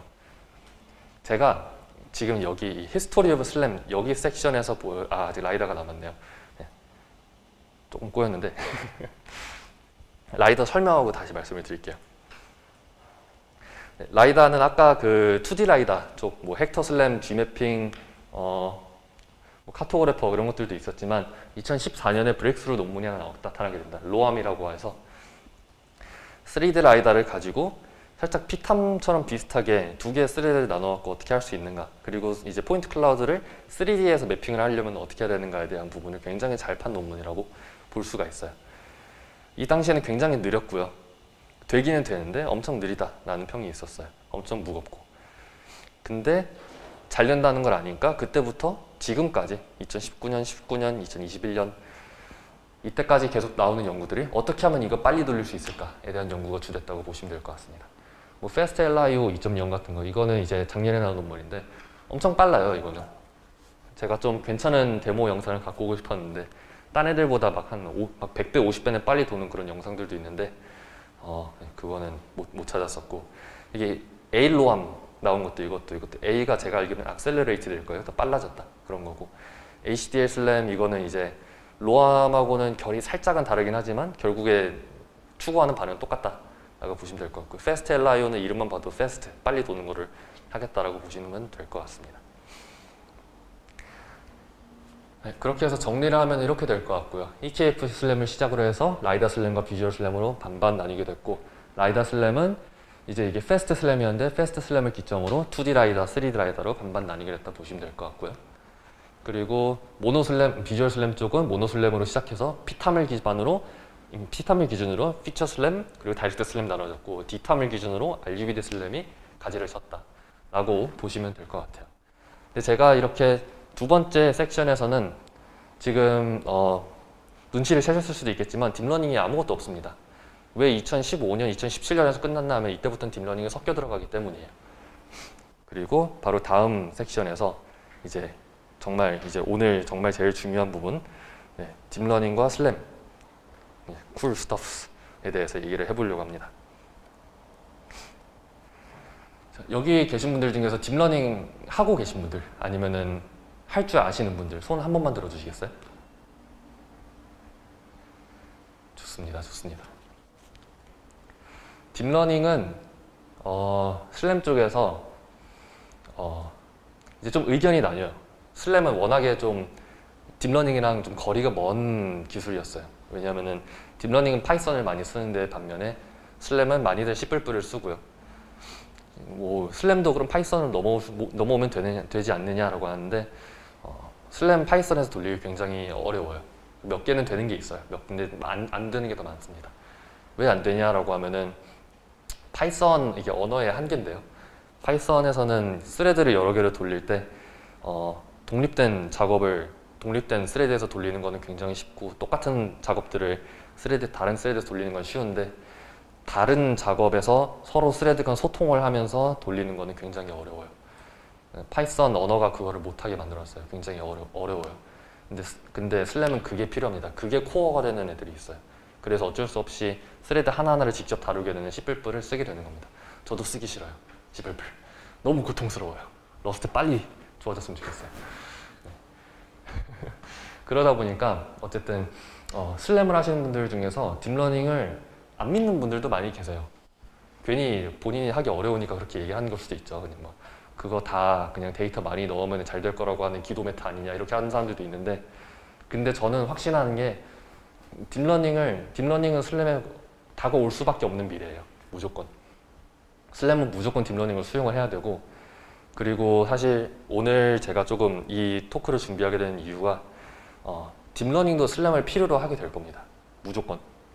왜냐하면은 슬램이 줄 수 있는 이 굉장히 조그만한 하나의 점이 있는데, 이 하나의 장점으로 인해서 앞으로 3D 비전을 할 때 정확도가 좋아지냐 나빠지냐는 천지 차이가 나게 될 거예요. 이것 때문에 딥러닝을 하시는 분들도 슬램을 이해를 하시고 받아들일 준비가 되셔야 됩니다. 어떻게든 서로 올 거예요. 언어의 한계를 넘어들고. 일단은 하나씩 얘기해 보도록 하겠습니다. 딥러닝을 써야 되는 이유부터 얘기해 볼게요. 저희가 딥러닝을 왜 쓸까요? 딥러닝을 쓰지 않는다면은 저희가 사람이 직접 짜야겠죠. 딥러닝은 이제 저희가 보통 이렇게 얘기를 하죠. 엄청나게 많은 데이터의 양으로부터 사람이 직접 뭔가 만들기 어려운 수준의 룰과 패턴을 컴퓨터가 학습하게 한다. 예를 들어서 낮과 밤에 어떻게 다른가, 어떤 물체가 낮은 어떻게 보이고 밤엔 어떻게 보이고 뭐 이런 것들이 있을 건데 그걸 사람이 직접 하나씩 코딩을 하기엔 너무나도 많고 비효율적이다. 딥러닝으로 데이터를 우리가 모아주고 라벨링을 해주면은 컴퓨터가 알아서 가장 좋은 그 레프레젠테이션을 찾아낼 것이다 라는 거를 믿고 가는 거죠. 슬램에서는 가장 중요하게 보는 세 가지가 있습니다. 첫 번째 정확도, 두 번째 속도, 세 번째 로버스트네스. 어디서든지 작동을 할 수 있어야 되는 건데 슬램에서 지금까지 웬만한 경우는 사람들이 다 손으로 만들었어요. 그래서 하나의 씬에서만 작동한 경우가 많아요. 여기서 작동했던데 바로 옆에 저 방으로 갖고 갔을 때 안 되는 경우가 너무 많습니다. 딥러닝이 그걸 해결해 줄 수 있어요. 그런 특정한 부분을 딥러닝으로 데이터를 수집해서 가장 적당한 제너럴라이제이션이 잘 되어 있는 레프레젠테이션을 바꿔주면 잘 됩니다. 예시로 제가 한 5개 정도를 준비를 해봤어요. 지금 여기에 지금 보이는 거는 슈퍼포인트와 슈퍼글루라고 하는 이미지 속에서 코너점들을 찾아내고 매칭을 잘해주는 네트워크입니다. 슈퍼포인트는 점들을 찍어주는 역할을 하고요. 슈퍼글루는 이어지는 프레임들 사이에서 이거를 연결해주는 역할을 해요. 슬램에서 이 정도까지 점 잘 붙어서 나오는 애 있다고 하면은 그거는 슬램 5년차 이상의 엔지니어가 튜닝을 굉장히 잘하는 경우예요.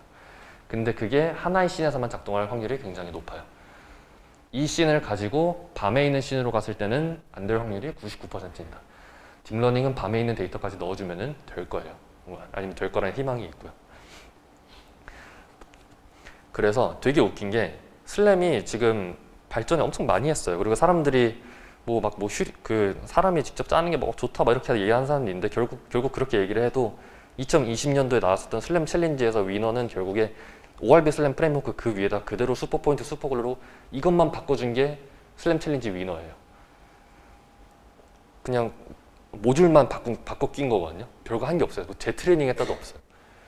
거기 위너들이 얘기를 하는 게 그냥 인터넷에 있는 거 그냥 갖다 썼어요. 왜냐하면은 우리는 이 데이터셋에다 오버핏을 안 했다고 보여주고 싶어서.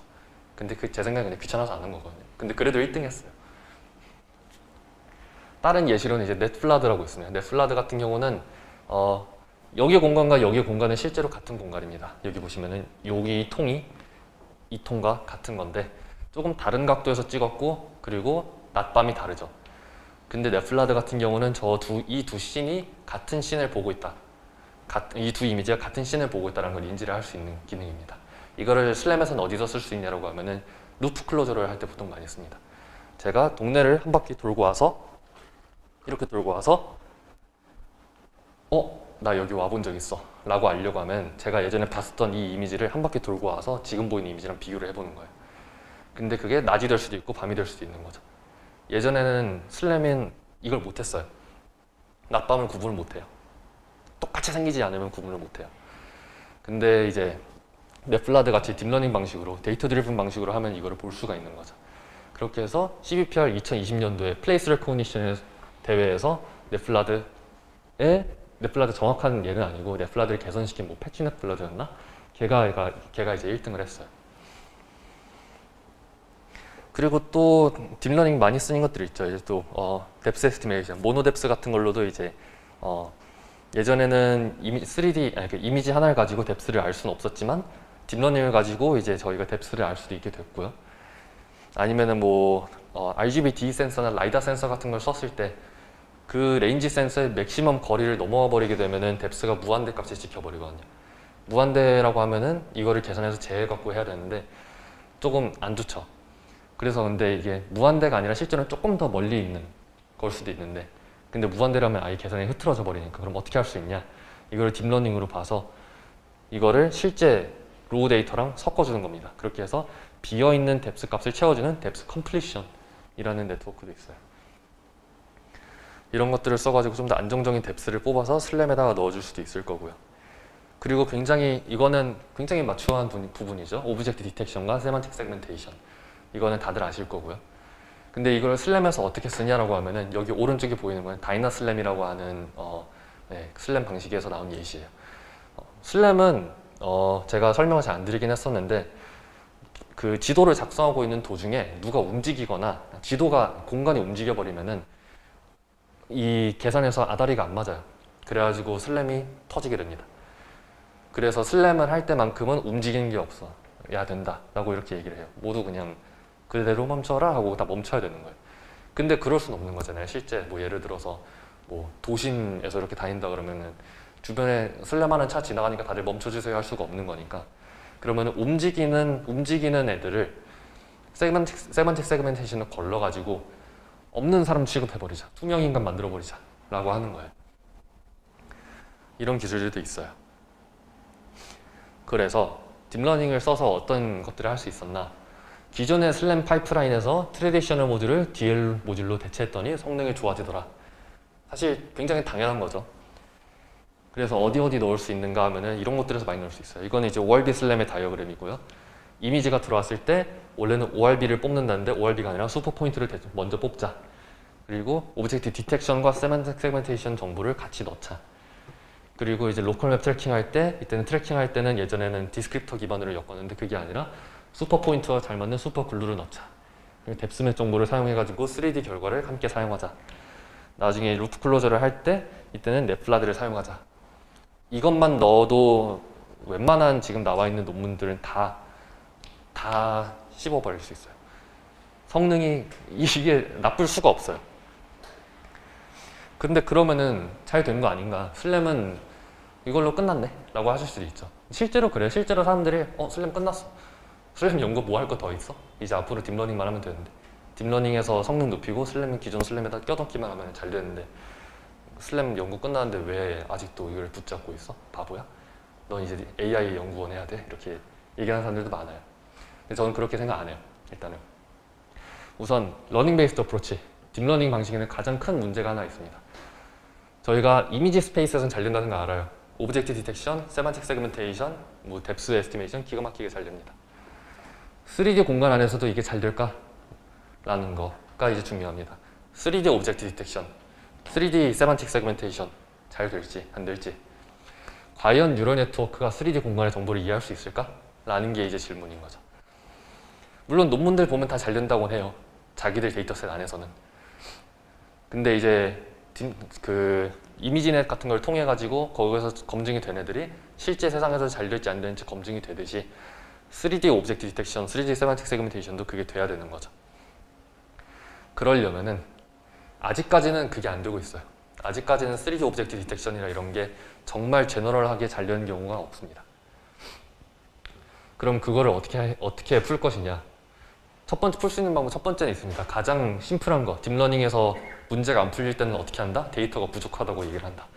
그럼 데이터를 저희가 3D 데이터를 준비를 하면 됩니다. 근데 3D 데이터를 준비를 할 수 있을까가 이제 문제인 겁니다. 예를 들어서 63 빌딩에 대한 데이터를 모아본다고 해볼게요. 이거에 대한 3D 데이터를 준비를 하려고 하면은 63 빌딩을 볼 수 있는 가능한 모든 각도에서 사진을 다 찍어야 돼요. 가능할까요? 이게 밑에서 보이는 것들은 찍을 수 있겠지만 중간에 공중에 뜬 거는 어떻게 할 것이고, 하늘에서 본 건 어떻게 할 것이고, 그리고 낮에도 그걸 찍어야 되고 밤에도 찍어야 되고, 광원이 바뀔 때도 찍어야 되고, 뭐가 지나갈 때도 찍어야 되고, 뭐 이미지는 구할 수 있겠죠, 어떻게든. 근데 그 이미지의 정확한 3D 위치까지 저희가 라벨링을 같이 넣어줘야 되는데 그게 가능할까요? 이게 정말 밀리미터 단위로 정확해야 되겠죠. 그렇지 않으면은 노이지한 데이터가 들어가니까. 요즘에 뭐 앤드류 잉 교수님도 그렇게 얘기를 하시죠. 이제 빅데이터의 시대가 아니라 굿데이터의 시대다. 노이즈가 없는 게 더 좋다. 노이즈가 낄 수밖에 없어요. 많이들 데이터셋에서 그런 거 많이 사용해요. GPS 정보를 대서 그 포즈에 그라운트스로 넣는다.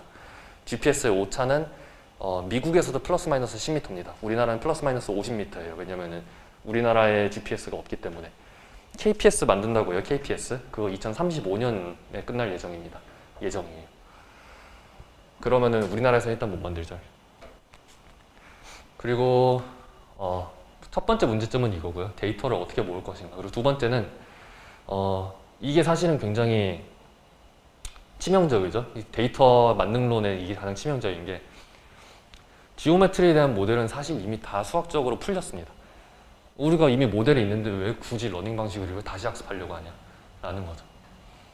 그 지오메트리에 있는 모델 쓰면 안 되냐.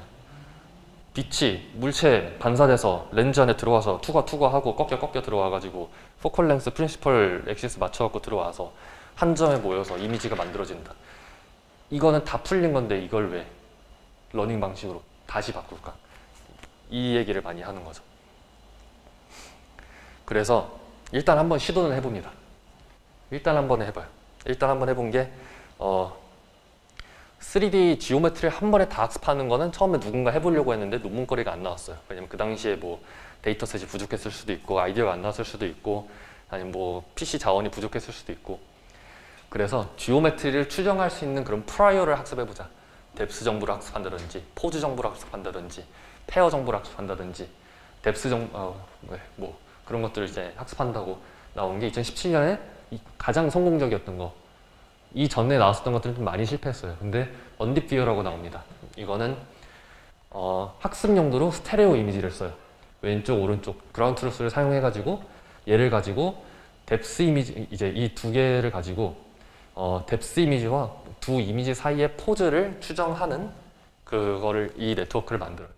이 네트워크를 만들고 실제 환경에 들어갔을 때는 이미지를 하나만 씁니다. 한쪽만. 오른쪽 이미지만 넣으면은 그러면은 얘가 하나의 이미지만 가지고 반대쪽에 있는 이미지가 어떻게 생겼을지 예측을 해서 뎁스 이미지를 만들고 포즈 정보를 만들어 가지고 나오는 게 포즈 정보.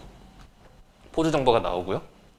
그리고 뎁스 이미지가 나오는데 저거는 카메라에 언프로젝션 하면은 바로 3D 모양이 나오니까 맵도 만들 수 있다 라고 해요. 키티 데이터셋에다가 엄청 오버핏 한 건데 오버핏 하니까 그래도 괜찮아요. 적당히 봐줄 만한 게 나옵니다. 2020년도에는 이제 탈턴 뷰어라는 것도 나왔어요. 탈턴 뷰어는 어떤 거냐면은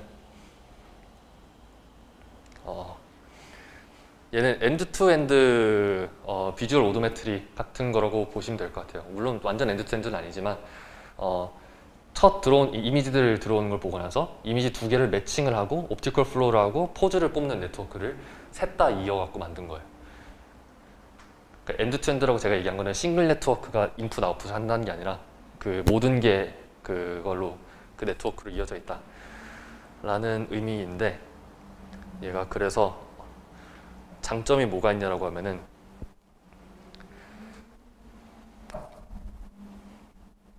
ORB 슬램 같은 경우는 막 움직이면 끊기거든요. 이 그 피처가 트래킹이 안 되었고 끊기는 경우가 많은데 딥러닝은 그걸 끊기지 않고 간다 라고 하는 거예요. 여기 지금 좀 픽셀이 져가지고 안 보이실 수 있긴 한데 그라운드 트루스가 이렇게 가고 있으면 옆에 ORB 슬램이 이렇게 따라가고 있고 그라운드 트루스에 가장 가까이 붙어서 가고 있어요. ORB 슬램이 더 정확하다는 의미를 가지고 그리고 탈탄 뷰어는 옆에 조금 좀 많이 떨어져가지고 이렇게 가긴 하는데 근데 그러면은 ORB 슬램이 더 좋은 거 아니냐? 라고 하실 수 있죠. 정확도는 ORB 슬램이 더 높아요. 근데 ORB 슬램은 중간에 끊겨요. 탈탄 뷰어는 안 끊겨요. 그래서 더 로버스네스가 높다 라고 얘기를 하는 겁니다. 딥러닝 방식을 썼더니 정확도는 잘 모르겠지만 안 끊긴다.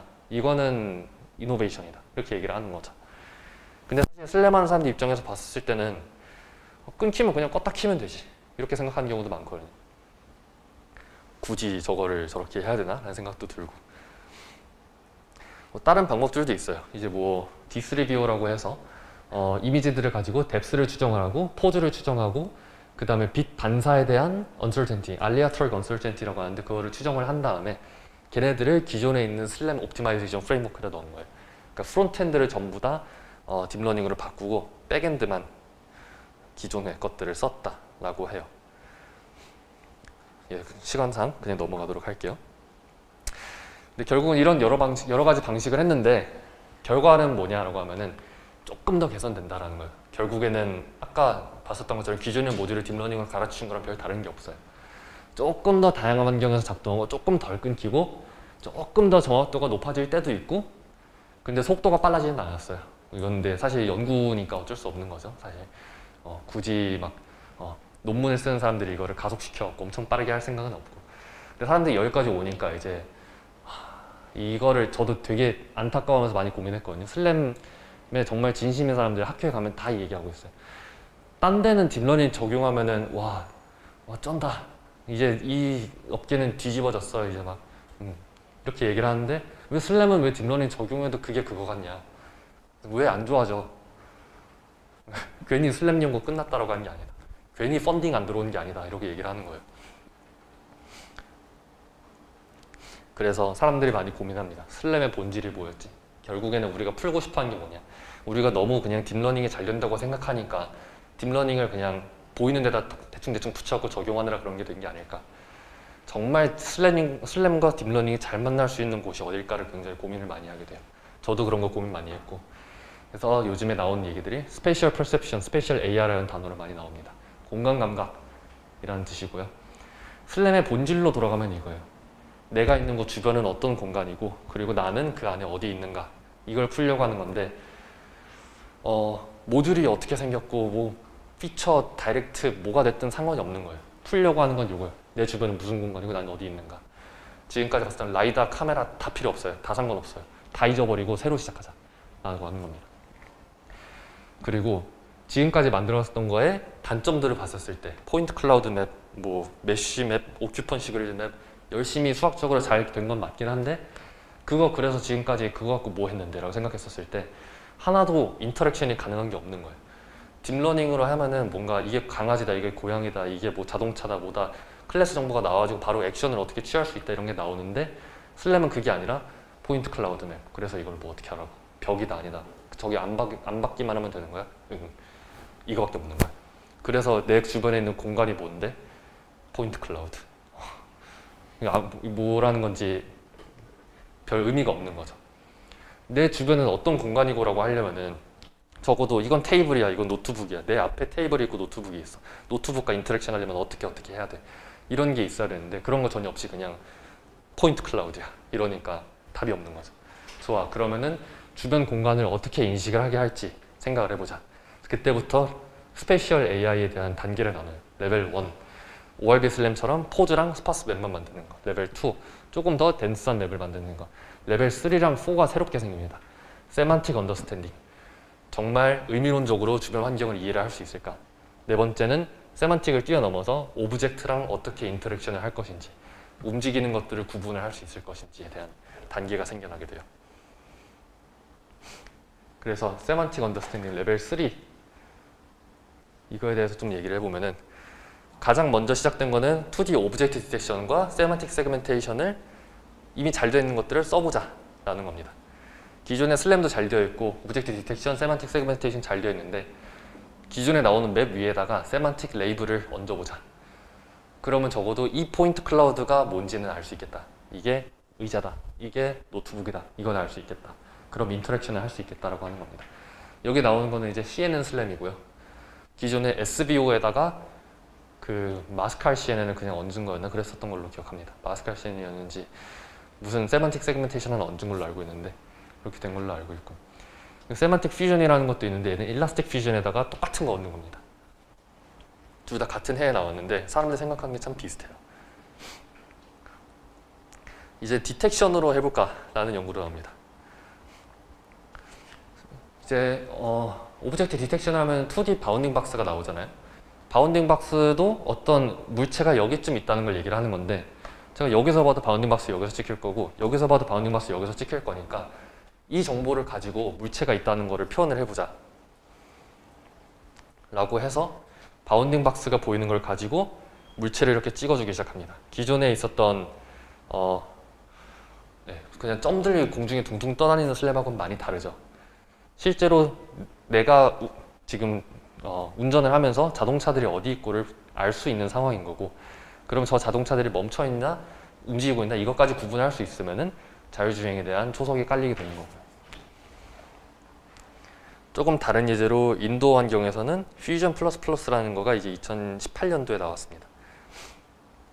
요거 같은 경우는 마스칼 CNN을 그대로 사용해가지고 슬램을 하면서 나타나는 3D 공간에서 그 위에다가 마스칼 CNN을 이제 2D 이미지 마스칼 CNN과 3D에서 나온 디텍션 정보를 조합을 해가지고 이제 덴스 포인트 클라우드에 레이블을 얹어주는 방법이에요. 근데 레이블을 모든 것에다가 얹어주는 게 아니라 내가 알고 있는 오브젝트들에만 할 수 있고, 한번 이게 되고 나면은 이 물체들을 움직이고 갖고 인터랙션을 할 수가 있어요. 왜냐하면 물체들 사이의 관계를 계속 유지를 하려고 하기 때문에. 그래서 이런 형태로 맵이 만들어지게 됩니다. 오브젝트 레벨의 세만틱 맵이 나타나게 돼요. 그리고 또 다른 방법으로는 이제 세만틱 정보를 가지고 얘를 이제 오브젝트 세만틱 정보만 가지고도 오브젝트 매핑을 할 수 있어요. 이거는 저희 팀이 만든 건데, 저희는 이제 주차 쪽을 하다 보니까 주차장에서 빈 공간, 아니 그 차선을 이제 볼 수 있고 빈 공간을 볼 수 있고 어디로 들어가면 되는지도 볼 수 있고 차가 주차가 되어 있는지 안 되는지 볼 수 있고 주차되어 있다면은 어디가 앞방향 어디가 뒷방향인지 볼 수 있어요. 움직이면서 이렇게 주차장에 이렇게 빈 공간을 볼 수 있고요. 그리고 여기 위에 보이는 거가 이제 저희가 만든 버드아이 뷰에서 딥러닝 네트워크가 돌아갔었을 때 보는 방식입니다. 근데 단순히 저것만 갖고 왔냐는 또 아니에요. 저것만 갖고도 할 수 있는데 정확도를 좀 더 높이려면은 저희가 이제 여러 대의 카메라를 쓰거든요. 그 여러 대의 카메라에서 나온 이미지들, 여러 대의 카메라에서 나온 정보들도 함께 조합해서 각각 이미지를 본 정보와 하늘에서 바라본 두 개의 이미지 정보, 이거 두 개를 혼합해가지고 확률적으로 조합을 하면 좀 더 좋은 게 나오겠다 라고 하는데, 그거를 저희는 이제 멀티모달 퓨전이라고 얘기를 합니다. 2D 이미지로부터 얻을 수 있는 세만틱 정보와 3D 공간으로부터 얻을 수 있는 세만틱 정보를 조합을 하면은 훨씬 더 안전하고 정확하게 정보가 나온다 라는 거고요. 저희 거를 살짝 자랑을 하면서 트렌드가 이런 방향으로도 흐르고 있다는 거를 조금 보여드리고 싶었어요. 그리고 이 후에는 뭐가 있나 라고 하면은 레벨 4 스타라고 제가 이름을 지었습니다. 레벨 4 스타는 딥 팩터 옵티마이제이션이라고 해가지고 저희가 딥러닝 네트워크를 돌렸을 때 그냥 이렇게 인퍼런스를 할 수도 있겠지만 실제로 이 네트워크 안에서는 추론할 수 있는 다양한 오브젝트 클래스들이 있을 거예요. 근데 모든 오브젝트들이 똑같이 생긴 게 아니고 다른 형태를 가질 수도 있고 다른 어피어런스를 가질 수도 있고 실제로 모양이 다를 수도 있죠.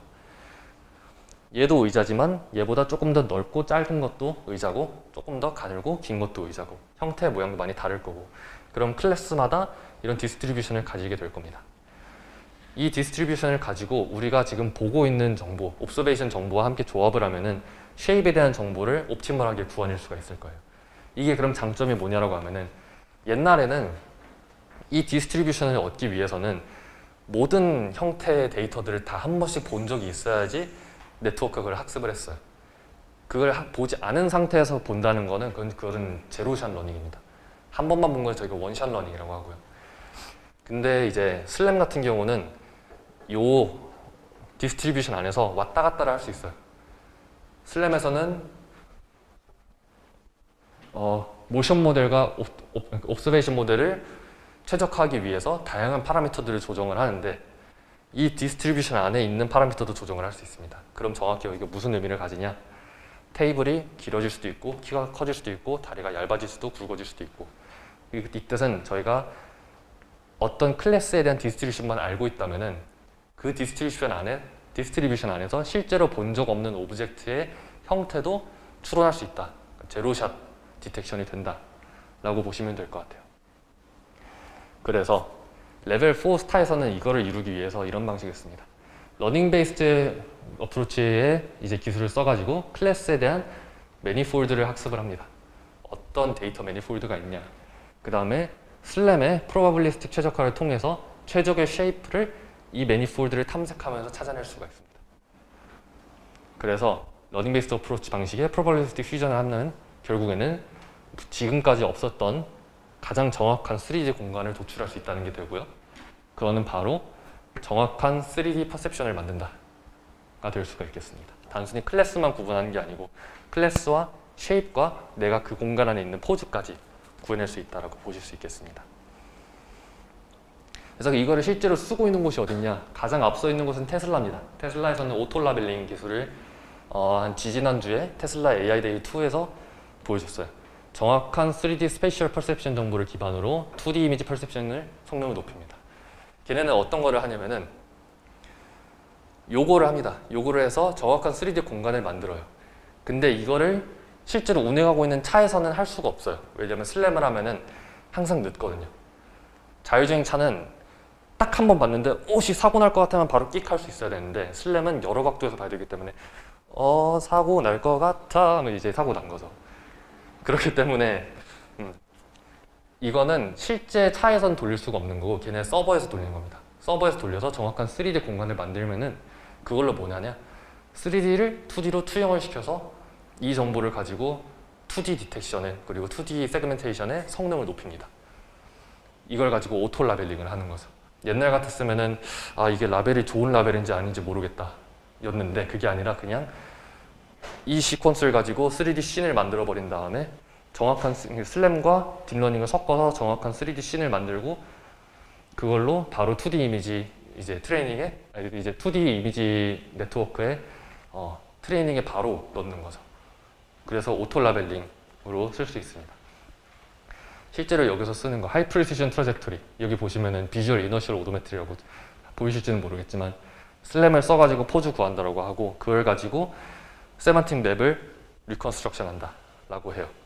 그거를 가지고 오토 라벨링을 한다 라고 이게 나오고요.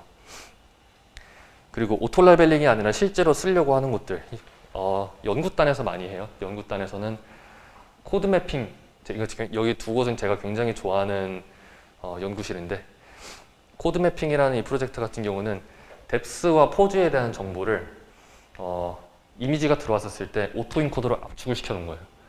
오토 인코더로 압축을 시켜 놓고 나면은 굉장히 작은 벡터가 됩니다. 한 30개, 40개 정도의 정보가 있는 벡터가 되는데 여기 하나하나에 있는 값을 슬램이 맘대로 바꿀 수 있어요. 이걸 바꿈으로 따라서 정확한 뎁스로도 갈 수 있고 안 정확한 뎁스로도 갈 수 있습니다. 정확한 포즈로도 갈 수 있고 안 정확한 포즈로도 갈 수 있어요. 슬램이 이거를 정확한 방향으로 가게 만들어준다 라고 생각을 하고 하는 겁니다. 코드 매핑 같은 경우는 그래서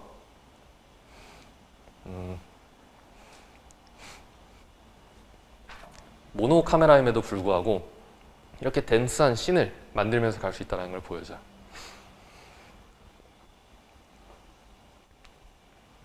그리고 오른쪽에 보이는 거는 노드 슬램이라고 합니다. 이것도 제가 굉장히 좋아하는 논문 중 하나인데 RGB D 슬램이 다 일로 와버렸어요. RGB D 슬램은 더 이상 리컨스트럭션을 하려고 하지 않고 RGB 뎁스 정보를 가지고 좋은 그라운드 트루스 정보가 나오니까 이걸 기반으로 학습을 하고 좋은 딥러닝 슬램을 만들겠다라고 합니다. 어떤 걸 하냐면은 여기 지금 컵이라든지 아니면 뭐 보울이라든지 물통 같은 것들이 있어요. 각각 다 생김새가 다릅니다. 색깔도 다르고 두께도 다르고 굵기도 다르고 높이도 다르고 근데 이 노드 슬램을 돌리기 전에 있는 네트워크는 컵은 컵이다. 이 다양한 컵을 본 적이 없어요. 대신 컵이 어떤 형태로 만들어진지는 대충 알고 있다. 보울도 어떤 형태로 생겼는지 대충 알고 있다. 슬램으로 돌아가면서 다양한 각도에서 봤을 때 점점 정확한 쉐입으로 옵티마이즈 되는 거, 그러니까 최적화되는 것을 보여주겠다라는 겁니다. 이게 아까 말씀드렸었던 딥러닝에서 있는 하나의 클래스 안에 있는 다양한 매니폴드 안에를 탐색하는 것을 보여주는 아주 좋은 예시라고 보실 수 있겠습니다. 근데 이제 씬에 대한 모습에서 다양한 모습을 탐색한다 라고 하면은 여러분들이 이제 너프 쪽 공부하신 분들은 아마 얘가 왜 너프 얘기 안 하고 계속 딴 얘기 하지 하셨을 거예요.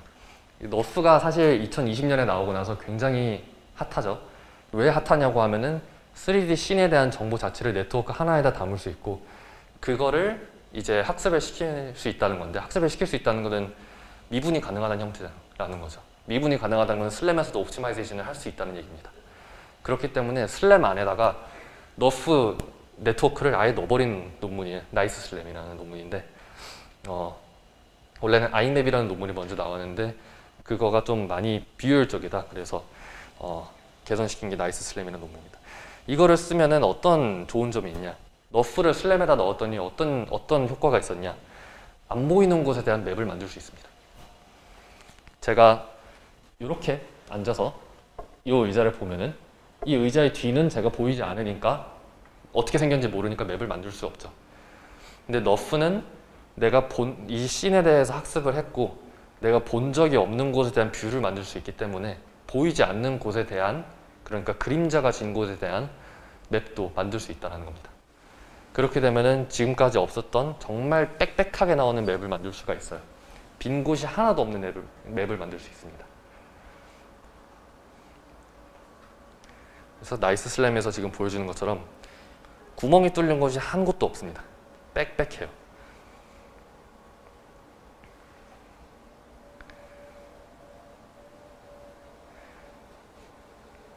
네, 그래서 뭐 너프를 써가지고 이런 방식들도 많이 나오고 있는데 그래서 결국에 뭐가 제일 좋을 것 같냐라고 하면은 솔직히 아직은 잘 모르겠어요. 너프가 답이 될 거라고는 생각은 하지 않아요. 그렇게 단순하게 너프를 끼워넣었더니 세상에 모든 게 다 풀렸다라고는 생각하지 않습니다. 근데 너프는 굉장히 좋은 방법이라고 생각을 하고 아직은 조금 더 다양한 시도가 있어야 될 것 같은데 결국에 슬라이드가 왜 뒤로 안 넘어갈까요? 이게 가능한 거. 정확한 3D 공간을 도출하기 위해서는 러닝 베이스드 어프로치와 슬램의 프로바빌리스틱 퓨전이 둘 다 적절하게 섞여야 된다는 것만큼은 지금 변하지가 않는 것 같습니다. 너프를 쓰던 옵티마이저블 딥팩터를 쓰던 어떤 방식을 쓰던 그리고 결국에 공간에 대한 퍼셉션을 하기 위해서 정확한 퍼셉션을 하기 위해서는 러닝 베이스드 어프로치로는 제너럴라이제이션만 잘 되고 정확한 로컬라이제이션이 안 될 거기 때문에 그걸 정확하게 봐줄 수 있는 프로바빌리스틱 퓨전이 그러니까 슬램이 무조건 붙어야 된다 라고 생각을 합니다. 네. 마지막에 뭔가 좀 후딱후딱 달려간 면이 있는데 제가 네, 여기서 얘기하려 했었네요. 제가 생각하는 로드맵입니다. 이미지가 들어온다 그러면은 많이들 사용하는 2D 딥러닝 방식을 사용할 거예요. 오브젝트 디텍션, 오브젝트 세그멘테이션 그걸 가지고 정확한 2D 레프레젠테이션을 만들 겁니다. 그리고 이미지를 가지고 슬램도 할 거예요. 슬램을 해서 딥팩터들, 너프라든지 아니면 아까 봤었던 코드라든지 그런 것들을 이제 저희가 최적화를 하고 정확한 3D 공간에 대한 레프레젠테이션을 만들 겁니다. 2D에 대한 정보와 3D에 대한 정보를 멀티모달 퓨전, 그러니까 멀티모달이라는 거는 2D와 3D, 이게 다르다, 모두가 다르다는 거거든요. 2D와 3D 정보를 퓨전을 하면은 정확한 공간에 대한 퍼셉션을 만들 수 있을 거다. 이 중에서 얘가 없어도 안 되고 얘가 없어도 안 된다라는 게 일단은 제 생각입니다. 네, 일단은 제가 오늘 준비한 토크는 여기까지고요. 네, 질문을 좀 받으면 좋을 것 같습니다. 연사님 오늘 강의 수고하셨습니다. 여러분 박수 한번 주세요. 오늘 연사님께서 너무 많은 걸 준비하시다 보니까 질문 시간이 조금 단축을 해서 한 2-3개 정도만 받으려고 하는데요. 혹시 궁금하신 점 있는 분 계실까요? 네. 네, 안녕하세요. 일단은 준비 잘 하신 것 같아요. 너무 좋고 되게 강연 되게 잘 들었습니다. 감사합니다. 일단은 저도 슬램을 공부를 하고 또 딥러닝도 좀 공부한 사람으로서 좀 느끼는 건데 이거를 좀 다 만약에 한다 그런다면 개발자 입장에서는 되게 방대한 양을 이렇게 코딩을 하고 뭐 그래야 되잖아요. 그렇죠. 그래서 제가 봤을 때는 좀 슬램 같은 경우에는 그런 얘기도 있더라고요. 이런 거를 다 짜는 것보다 그냥 코드를 공유를 한 거를 갖다가 이용을 해가지고 뭐 연구를 하든지 개발을 하라 이렇게 하는데 그 뭐지 현업에 있는 입장에서는 어떻게 생각하시는지 그게 좀 궁금합니다. 우선은 그 말씀하신 것처럼 딥러닝도 굉장히 큰 분야고 슬램도 안에 들어가다 보면 굉장히 깊게 들어갈 수 있는 부분이다 보니까 혼자서 다 한다는 거는 굉장히 어려운 것 같아요. 아마 뭐 어떤 뭐 교수님 정도 돼가지고 뭐 하루에 9시간씩 공부하고 싶은 것만 공부할 수 있다. 그게 언제까지든 원하는 대로 할 수 있다. 그런 거면 모르겠어도 현업에 있는 사람들 또는 취준생분들 같은 경우는 시간 제약 있는 사람들은 절대 못할 거라고 확신합니다. 일단은. 그래서 혼자서 딥러닝 다 하고 혼자서 슬램까지 다 한다는 건 말이 안 되는 것 같고요. 하지만 그래도 괜찮은 게 슬램을 하는 사람 그리고 딥러닝 하는 사람 실제 현업에서도 이게 업무가 분담이 되어 있기 때문에 같은 목표를 가진 사람들끼리 팀을 이뤄가지고 같이 파트를 맡아서 하면 좋을 것 같다는 생각이 들고요. 그리고 다음 파트로 다음 질문 넘어갔었을 때 기존에 되어 있는 거를 재활용해서 쓴다라는 거가 실제로 연구 쪽에서는 많이 일어나고 있어요. 많은 경우에서 ORB 슬램의 코드 그 프레임워크를 재활용해 갖고 쓰고 있고 많은 경우에서 빔스모노의 코드를 재활용해서 쓰고 있고 하는데 개인적으로 생각했을 때는 정말 안 좋은 프랙티스라고 생각을 해요. 왜냐하면은 남의 거를 재활용해서 쓴다는 게 안 좋은 게 아니라요. ORB 슬램 코드가 너무 안 좋아요. 진짜 그게 계속 더 전파된다는 게 너무 속상하기는 한데 근데 사실 대학원에 계신 분들 논문을 쓰는 게 목적이다라고 하면 그럴 수밖에 없죠. 근데 그럼 현업에 있는 사람들은 ORB 슬램 코드를 갖다 쓰냐? 그거 못해요. 왜냐면은 그게 라이센스가 GPL 라이센스로 되어 있기 때문에 상업용으로 하려고 하면 코드를 전부 공개해야 되거든요. 전부 공개하면은 경쟁사에서 컨트롤 C, B 하면은 그대로 갖다 쓸 수 있다는 거를 의미를 하니까 네. 보통 현업에 있는 슬램 하는 사람들은 직접 짜야 됩니다. 아니면 몰래 숨기고 쓰는 경우도 있긴 한데 그건 불법이니까 얘기 안 하기로 하고요. 네, 질문 하나만 더 받도록 하겠습니다. 오프라인 질문으로.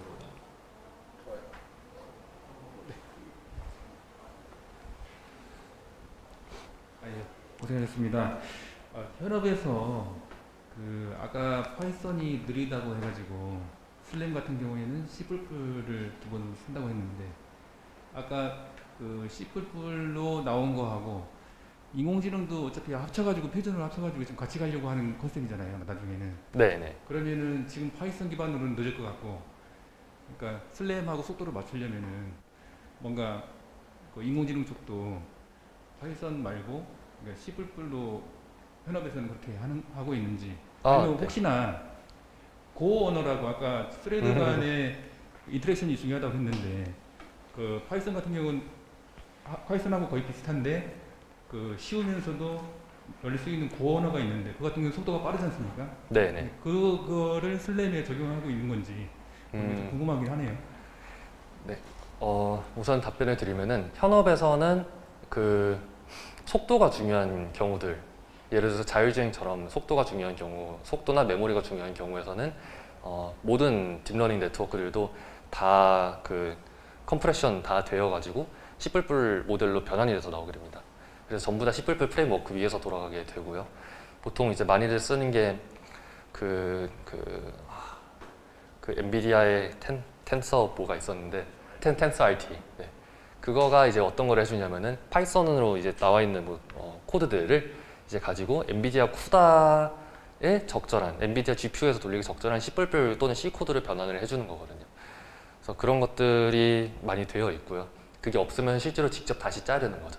실제로 CNN 커널 같은 것들을 하나하나씩 GPU에서 어떻게 배분할지, 이게 엔비디아 쪽이면 다행히도 그게 많이 되어 있는데 그게 아니라 정말 이종 컴퓨팅 DSP에서 돌린다거나 FPGA에서 돌린다 그러면은 직접 짜야 되는 거죠, 실제로. 일단은 그렇게 되어 있고요. 그리고 역으로 슬램을 파이썬으로 옮겨가려는 경우도 있어요. 왜냐하면은 대학원에 계신 분들은 C++ 코드를 읽고 있는 시간이 없거든요.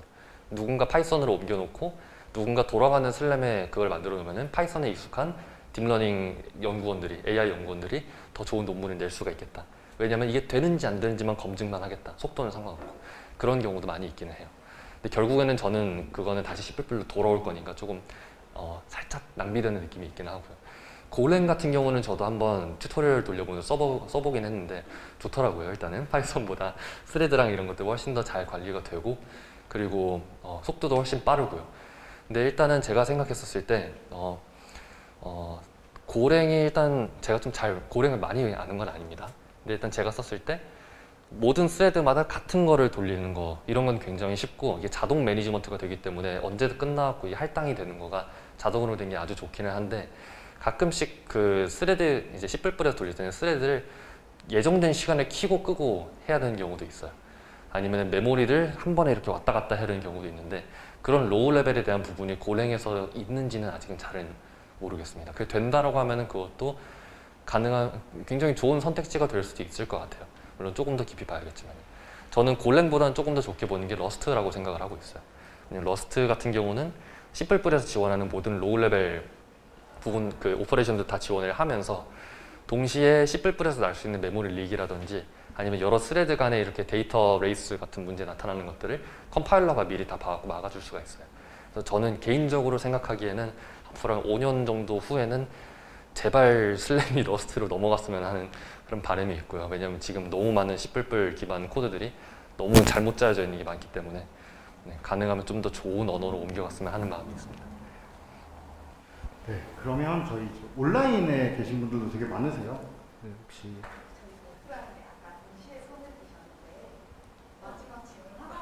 혹시 마지막 질문 한번 그만 한번 드릴게요. 이게 좀 질문이 잘못될 수도 있는데요. 마지막에 말씀해 주셨던 나이스 슬램 같은 경우에 너프로 뭐 맵을 생성하는 게 저는 굉장히 신선하다고 생각했는데 그러니까 제가 논문을 안 읽어봤긴 했지만 혹시 이게 너프로 맵 생성할 때 뭐 학습이 런타임으로 좀 돌아가는 형식인 건가요? 제가 알기로는 아이맵이랑 나이스 슬램이랑 둘 다 컨티뉴얼 러닝 방식인 걸로 알고 있고요. 그러니까 처음에는 아무것도 모르는 상태에서 시작을 하는 거죠. 딱 키면은 들어오는 데이터들을 받으면서 그때부터 너프 모델이 생성된다라고 보시면 될 것 같아요. 이게 굉장히 작은, 원래 사실 그 너프 네트워크가 트레이닝하는데 굉장히 오래 걸리잖아요. 네. 근데 그거는 사실 정확한 3D 공간 레퍼런세이션 담기 위해서 네트워크가 크다 보니까 그렇다고 저는 생각이 들고요. 거기 안에 들어가 있는 건 굉장히 작은 그냥 멀티레이어 퍼셉트론이 들어가 있다라고 보시면 될 것 같아요. 네, 감사합니다. 그 아이맵 같은 경우는 그거를 네트워크가 작게 만들었지만 전체를 다 업데이트 하려다 보니까 너무 느리다고 나왔었고, 나이스 슬램 같은 경우는 그런 네트워크들을 굉장히 많이 쪼개서 이제 로컬 번들 애저스먼트 할 때 작은 단위로 하듯이 그렇게 해서 만들었다고 들었어요. 감사합니다. 네, 그렇다면 지금 이제 온라인 Q&A가 있어요. 그래서 온라인에 오늘 한 170분, 160분 정도 되셔가지고 그분들이 했던 질문 한번 보도록 하겠습니다. 네, 첫 번째 질문은 뭐 학부에서 AR 프로젝트 진행 시 추천하는 슬램 기술이 있는지 궁금합니다. 어떤 게 있을까요? 저는 개인적으로 스테레오 카메라가 있으시다면 프로 슬램이라는 걸 추천을 드리고요. 프로 슬램이 아니라면 ORB 슬램 2를 추천을 합니다. 네, 고맙습니다. 그 다음 질문 한번 넘어가고. 네, 슬램과 강화학습을 혹시 연결해서 수행한 연구도 있는지? 제가 봤던 걸로는 한 2가지, 3가지 정도 있는데 굉장히 마이너한 분야예요. 왜냐면 슬램도 마이너한데 강화학습은 사실 슬램보다는 훨씬 더 유명하긴 하죠. 근데 강화학습을 아시는 분들 중에서 슬램을 아시는 분들이 많이 없어요. 이 두 개의 그 교집합이 너무 마이너해가지고 제가 봤던 걸로는 슬램으로 맵을 딴 다음에 그 딴 맵 안에서 그 패스 플래닝 하고 컨트롤하는 거를 강화학습으로 하는 거를 본 적이 있습니다. 고맙습니다. 네, 잠시만요. 네, 결국 슬램의 딥러닝을 활용하는 이유는 피처를 잘 추출하기 위해서가 맞나요? 혹시 이런 질문도 있었는데. 잠시만요. 네. 한 칸만 더 위로 올라갈 수 있나요?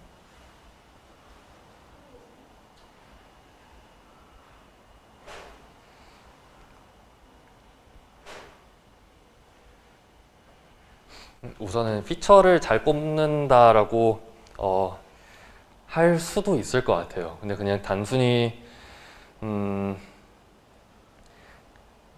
피처라고 하면은 저희가 흔히 얘기하는 CNN 피처 같은 거를 생각하기가 쉬운 것 같은데 그 피처를 써서 하는 경우도 있겠지만은 사실은 그쵸, 사실 또 완전 틀린 말은 또 아닌 것 같아요. 그 CNN 피처다라고만 국한지어서 얘기하고 싶지는 않고요.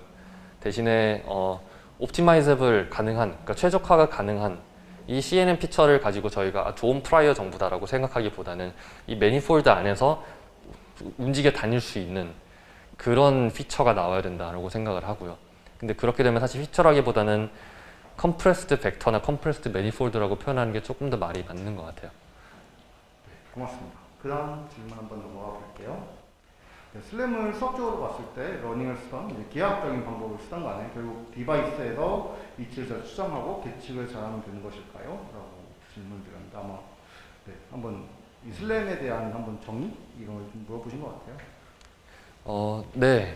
풀려고 하는 문제가 슬램이라고 하면은 그게 맞는 것 같습니다. 하지만 조금 더 큰 범위에서 아까 말씀드렸던 것처럼 스페셜 퍼셉션이라고 본다 그러면은 이 위치를 추정하고 그리고 자기의 그 주변 환경에 대한 거를 추정을 하면서 그 정보를 또 사용을 해서 어떻게 그 주변 환경을 좀 더 잘 추정할 수 있을까? 조금 말이 웃기네요. 네. 어떻게 하면 조금 더 그 인터랙션 가능한 수준까지 올릴 수 있을까? 라는 그런 문제로도 바뀔 수 있을 것 같습니다. 고맙습니다. 네, 비주얼 슬램의 경우에는 낮과 밤에 대한 밝기가 다르기 때문에 이제 피처 추출의 어려움 이런 것 때문에 이제 동일하게 성능을 내지 못할 것 같아 이것에 대한 대안에 대한 질문도 나왔습니다. 2가지 방법이 있는데요. 첫 번째로는 서멀 카메라를 쓰는 겁니다. 그 서멀 카메라 같은 경우는 밤에도 밝게 보이기 때문에 잘 쓸 수가 있고요. 대신에 밤에 너무 추운 곳이면 아무것도 안 보이기 때문에 겨울엔 또 못 쓰게 됩니다. 가장 쉬운 방법은 사실 라이다를 쓰면 됩니다. 라이다는 낮에도 되고 밤에도 되기 때문에. 그리고 가능하면 비주얼 슬램 하지 마세요. 라이다가 훨씬 좋은 것 같아요. 네, 고맙습니다. 그 다음 질문은 혹시 모바일로도 혹시 슬램이 되는지? 아, 네, 충분히 가능합니다. 아까 말씀드렸었던 것처럼 피탄 처음에 나오고 나서 옴니아 핸드폰, 그러니까 굉장히 초창기 스마트폰에도 슬램을 넣으려고 한 시도가 있었고요. 당연히 성공했고, 그리고 이제 구글 탱고라는 프로젝트가 2010년도 초반에 있었습니다. 스마트폰에서 슬램을 정말 잘해보려고 하는 프로젝트였었고, 그거를 가지고 탱고 핸드폰, 탱고 타블렛을 내보내려고 했었는데, 아쉽게도 디바이스가 그렇게 잘 만든 게 아니라고 잘 안 됐어요. 근데 그 프로젝트를 했었던 사람들이 다 지금 어디로 갔냐면은 구글 AR 코어, 그리고 애플 AR 키트, 그리고 테슬라, 이렇게 세 곳으로 갔다고 보시면 될 것 같습니다. 그리고 마이크로소프트 홀로렌즈, 이렇게 갔다고 보시면 될 것 같아요. 네, 고맙습니다. 그 다음 질문 보면 혹시 학부생에서 슬램을 공부할 때 추천해 주실 만한 소스나 주제가 있을까요? 이거는 너무 광고 같아서 좀 말씀드리기 그런데 저희 톡방에 오셔서 질문 주시면은 24시간 대기하고 있습니다. 네, 그리고 이제 형기님 깃헙도 잘 돼 있다고. 네. 제 깃헙에 공부 로드맵 있으니까 그거 보시고 하시면 또 좋을 것 같아요. 네. 그 다음 질문은 이 질문 약간 감동한 질문인 것 같아요. 어떻게 PPT에서 나온 정보를 얻으신지 궁금합니다. 혹시 뭐 컨퍼런스 찾는지 뭐 구글링을 하시는지 이런 거에 대해서도 질문을 주셨습니다.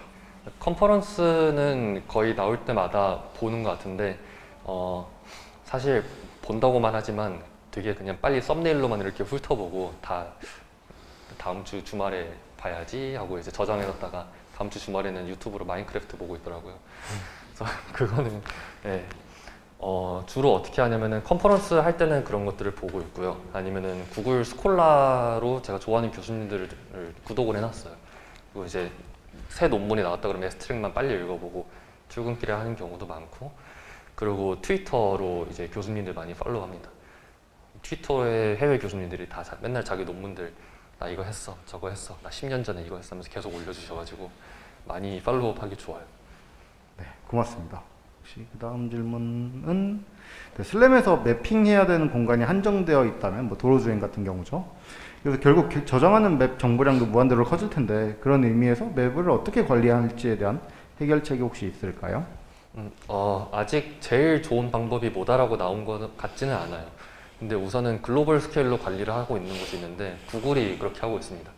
구글이 지금 그 전 세계에 있는 스트리트 뷰를 사용을 해가지고 전 세계를 슬램 매핑하겠다 이런 방법을 하고 있는데, 근데 이제 맵을 관리한다라는 거는 단순히 클라우드 서버에다가 저장을 한다 이런 거를 떠나서 실제 환경이 바뀔 때 그걸 어떻게 업데이트 할 것인가에 대한 방법이 또 고려가 돼야 되는데 그 부분은 아직 정확한 정답은 없는 것 같아요. 구글 측에서도 크라우드 소싱으로 한다라고는 하는데 그것도 굉장히 많은 리소스가 들어가지고 어떻게 해야 될지 사실 궁금합니다. 저도 구글 들어가게 되면 나중에 알려드릴게요. 네, 고맙습니다. 네, 그 다음 질문 혹시 있나요? 네, 오늘 온라인 질문 여기서 마쳤고요. 네, 혹시 오늘 이제 발표를 해주신 형기님께 다시 한번 박수 부탁드립니다. 네, 저희 혹시 오늘 늦게 오신 분들은 아마 QR코드 하나 못 찍은 게 있을 거예요. 이제 출석 QR코드. 혹시 그걸 이제 찍어야 되는 분들은 따로 남아주시면 좋을 것 같고요. 그리고 네, 지금 하나 또 띄워드립니다. 또 하나의 QR코드가 있습니다. 이 QR코드는 만족도 조사입니다. 그래서 여러분들 혹시 오늘 이제 형기님의 이제 모드팝 강연이 좋았다고 하면 네, 좋게 평가해 주시면 좋을 것 같습니다. 네, 혹시 혜영님 또 얘기하실 게 있나요? 네네네, 알겠습니다. 이거 제 이메일 조금만 띄워주실 수 있으실까요? 지금 줌에서 나오고 있습니다.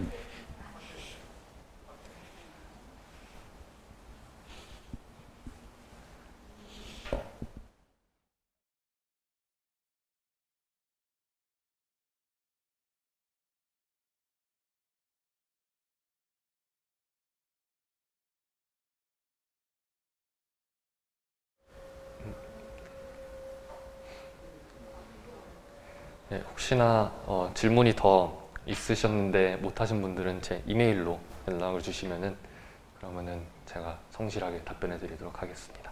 오프라인 계신 분들은 그냥 끝나고 저한테 와주셔도 될 것 같아요.